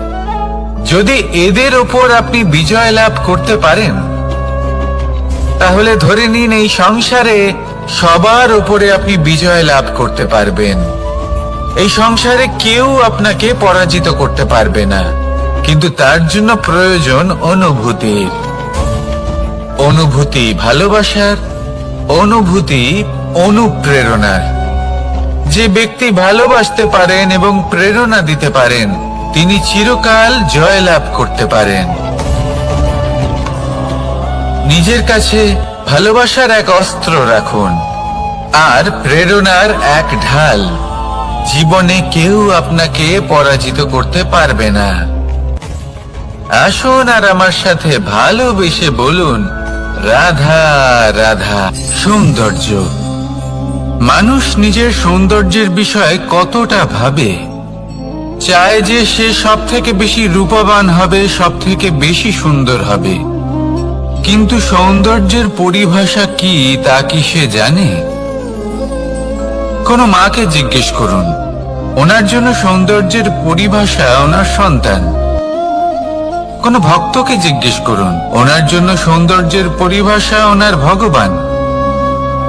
শ্রীরামকে জিজ্ঞেস করুন, ওনার জন্য সৌন্দর্যের পরিভাষা হল হনুমান। ভাঙা হানু, ফুলে যাওয়া মুখ, দেখতে গেলে উনি বানর, লম্বা লেজ, এত নিরীহ যে ওনাকে অমূল্য মালা দিলে সেটা ছিঁড়ে তার ভেতরে শ্রীরামকে খুঁজছিলেন।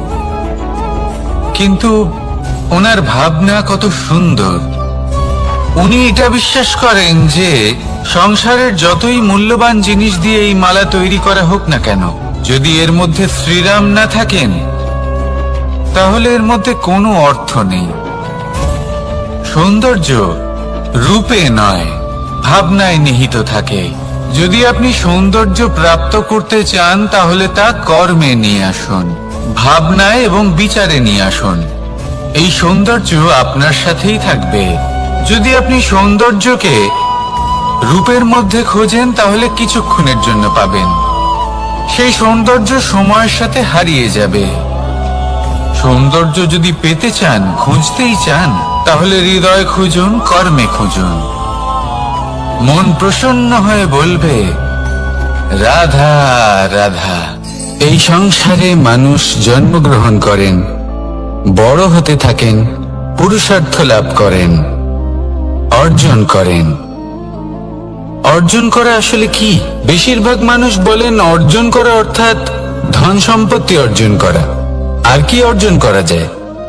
আর কি লাভ করা যায়? আসল প্রশ্ন হলো এটাই যে কি এমন আছে যা বাস্তব রূপে অর্জন করার যোগ্য। তা হলো ব্যবহার, জ্ঞান এবং সন্তোষ। কেন? কারণ আপনি যখন এই সংসার ছেড়ে চলে যাবেন, তখন আপনার ধন সম্পত্তি আপনাকে বিদায় জানাতে আসবে না। আপনাকে বিদায় জানাতে আসবে আপনার আপনজন, যাদের সাথে আপনার সুসম্পর্ক ছিল। সমগ্র সংসারে সহস্র মানুষ ধন অর্জন করে থাকেন। শ্রেষ্ঠ মানুষ হলেন তিনি যিনি ব্যবহার, জ্ঞান এবং সন্তোষ অর্জন করে থাকেন, একে সকলের মধ্যে বিতরণ করেন। তাই এটাই করুন, আর আমার সাথে ভালোবেসে বলুন, রাধা রাধা। সেই কখন থেকে এই পুস্তকটিকে দেখছি, কিন্তু এর থেকে আমি কোনো জ্ঞান লাভ করতেই পারছি না। এবার আপনি বলবেন যে আজ কেমন বিচিত্র কথা বলছি আমি। যদি এই পুস্তক থেকে আমাকে জ্ঞান লাভ করতে হয়, তাহলে শুধুই তাকিয়ে থাকলে হবে না। আমাকে এই পুস্তককে খুলতে হবে, পড়তে হবে, তাকে বুঝতে হবে, তবেই তো জ্ঞান প্রাপ্তি হবে। বড়ই সহজ একটা ব্যাপার, কিন্তু একে যাপন করা অত্যন্ত কঠিন, তাই না? আপনি নিজেকেই দেখে নিন। আপনার কাছে অনেক জ্ঞান রয়েছে। সহজ থেকে সহজতর জ্ঞানের কথা যদি বলি, আপনি এটুকু তো জানেন যে সত্যি কথা বলা ভালো কাজ, দান করা হলো পুণ্যের কাজ। আপনি জানেন যে পরিশ্রম করলে সাফল্য আসবে। এই জ্ঞান তো আমাদের কাছে রয়েছে, এমন অনেক জ্ঞান আমাদের কাছে রয়েছে, কিন্তু আলস্যের কারণে, অবহেলা করে আমরা শুধু এই জ্ঞান প্রয়োগ করতে পারি না, এই জ্ঞান যাপন করতে পারি না, একে আচরণে প্রয়োগ করতে পারি না, সেই জন্য দুঃখী হয়ে যাই। তাই আপনার কাছে যা যা জ্ঞান আছে, যা যা জ্ঞান আপনি লাভ করেছেন, সেই জ্ঞান যাপন করা শুরু করুন, জীবনে প্রয়োগ করতে শুরু করুন। এই মন প্রত্যেকটি মুহূর্তে প্রসন্ন থাকবে, আর লক্ষ্য প্রাপ্ত করে এই মন বলবে, রাধা রাধা। একটা জলের ফোঁটাকে ফোঁটা নামে সম্বোধন করা হয়। অনেক ফোঁটা একত্রিত হলে সাগরের রূপ ধারণ করে। শুধু একটা পাতাকে পাতা বলা হয়, অন্য অনেক পাতার সাথে একত্রিত হলে তা গ্রন্থের রূপ ধারণ করে। একটা মাত্র সুতো অন্য সুতোর সাথে মিলিত হলে বস্ত্রের রূপ ধারণ করে। অনেক সংখ্যক ইট একত্রিত হলে মহলের রূপ ধারণ করে। সৈন্যরা একত্রিত হলে সৈন্যদল তৈরি হতে পারে। এটা হলো শক্তি সংগঠনের, এটাই হলো শক্তি একতার।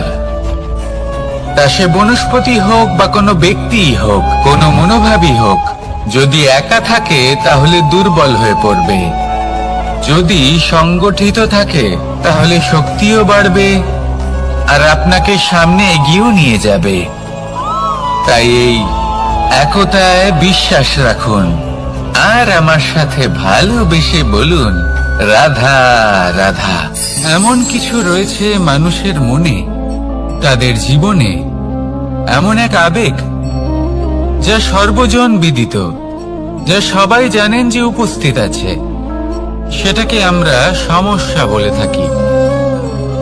এমনিতে আমরা সকলেই জানি যে এমন কোনো গৃহ নেই যেখানে মৃত্যুর ছায়া পড়েনি, এমন কোনো বৃক্ষ নেই যার দ্বারা ওষুধ তৈরি সম্ভব নয়, এমন কোনো অন্ন নেই যা সময়ের সাথে বিষ বা অমৃতে পরিণত হতে পারে। এবার এই সমস্যাগুলি কোনো ব্যক্তির জন্য সমস্যা হতে পারে, কিন্তু নিজে থেকে এরা কোনো সমস্যাই নয়। এরা আসে আমাদের সাহায্য করতে, আমাদের কিছু শেখাতে। আপনি নিজেই দেখুন, পর্বতের শিখর থেকে কোনো এক পাখি পড়ে গিয়ে নিজের প্রাণ ত্যাগ করলো। সেটা কখন সম্ভব? যখন সেই পাখি ওড়ার চেষ্টাই করে না, তখন যখন কোনো ব্যক্তি জলে পড়ে যান এবং ডুবে গিয়ে নিজের প্রাণ হারান, এর সম্ভাবনা কখন বেশি থাকে? যখন সেই ব্যক্তি সাঁতার কাটার চেষ্টাই করেন না, তখন। এই সমস্যা প্রত্যেকের জীবনে থাকবেই, কিন্তু এটা মনে রাখা প্রয়োজনীয় যে কোনো সমস্যা পরিস্থিতির কারণে সমস্যা হয়ে ওঠে না। এই পরিস্থিতি যখন আমাদের সামনে আসে, আমাদের তা কঠিন মনে হয়, আমরা নতমস্তক হয়ে পড়ি, ভয়ভীত হয়ে পড়ি, তার সম্মুখীন হতে পারি না। তখন তা সমস্যার রূপ নেয়। দৃঢ় হয়ে দাঁড়িয়ে থাকুন সাহসের সাথে, এই পরিস্থিতিগুলির সম্মুখীন হন, দেখবেন সমস্যা কখন সাফল্যে পরিণত হবে আপনি জানতেই পারবেন না। আসুন আমার সাথে ভালোবেসে বলুন, রাধা রাধা। এই সংসারে কখনো কোনো ব্যক্তিকে তার বাইরের পোশাক দেখে বিচার করার চেষ্টা করবেন না, এটা খুব বড় ভুল করবেন। যেমন আমরা জীবনে অনেক সময় এমন করি, ধরুন কোথাও একটা গাছ দেখলাম, খুব বিশাল আকারের একটা গাছ, যেটা মাটির থেকে অনেক উঁচুতে পৌঁছে গেছে, যার বিশাল শাখা আছে। সেগুলো দেখে আমরা ভাবি যে এই গাছে হয়তো কত সুস্বাদু ফল আছে, আমরা সেই গাছের পরিচর্যা করতে থাকি। আবার অন্যদিকে হলো একটি তৃণ, যেটা মাটি থেকে কিছুটা উঁচুতে পৌঁছেছে, কিন্তু সেই তৃণর নিচে, মাটির নিচে অত্যন্ত সুস্বাদু ফল বা সবজি জন্ম নেয়, যা আমাদের স্বাস্থ্যের পক্ষে অত্যন্ত উপকারী। সেই জন্য কখনো আবরণ দেখে কাউকে বিচার করতে চেষ্টা করবেন না, তার বদলে এটা বোঝার চেষ্টা করুন যে আপনার সামনে যে ব্যক্তি আছে বা বস্তু আছে, তার বিশেষত্ব কি। যদি এই বিশেষত্ব বোঝার ক্ষমতা আপনি অর্জন করেন, যদি এই শিল্প আপনি নিজের ভেতরে জাগ্রত করেন, তাহলে এই সংসারে বিশেষত্ব কি সেটা আপনি জানতে পারবেন। আর এই সমস্ত খেলা দৃষ্টি থেকে নয়, দৃষ্টিভঙ্গি থেকে জন্ম নেয়। দৃষ্টিভঙ্গি সবসময় শুভ রাখুন, আর আমার সাথে ভালোবেসে বলুন, রাধা রাধা। যখন মানুষের মৃত্যু হয় তখন কি হয়? অনেক সংখ্যক মানুষ শোক পালন করতে চলে আসেন। যে ব্যক্তি মৃত্যু লাভ করেছেন তার অনেক বস্তু থাকে যেগুলো তার প্রিয়, যেগুলো তিনি ব্যবহার করেছেন, তার শয্যা, তার বস্ত্র, তার আভূষণ, সবকিছু তার থেকে বিচ্ছিন্ন করা হয় এবং খালি হাতে তাকে শ্মশানে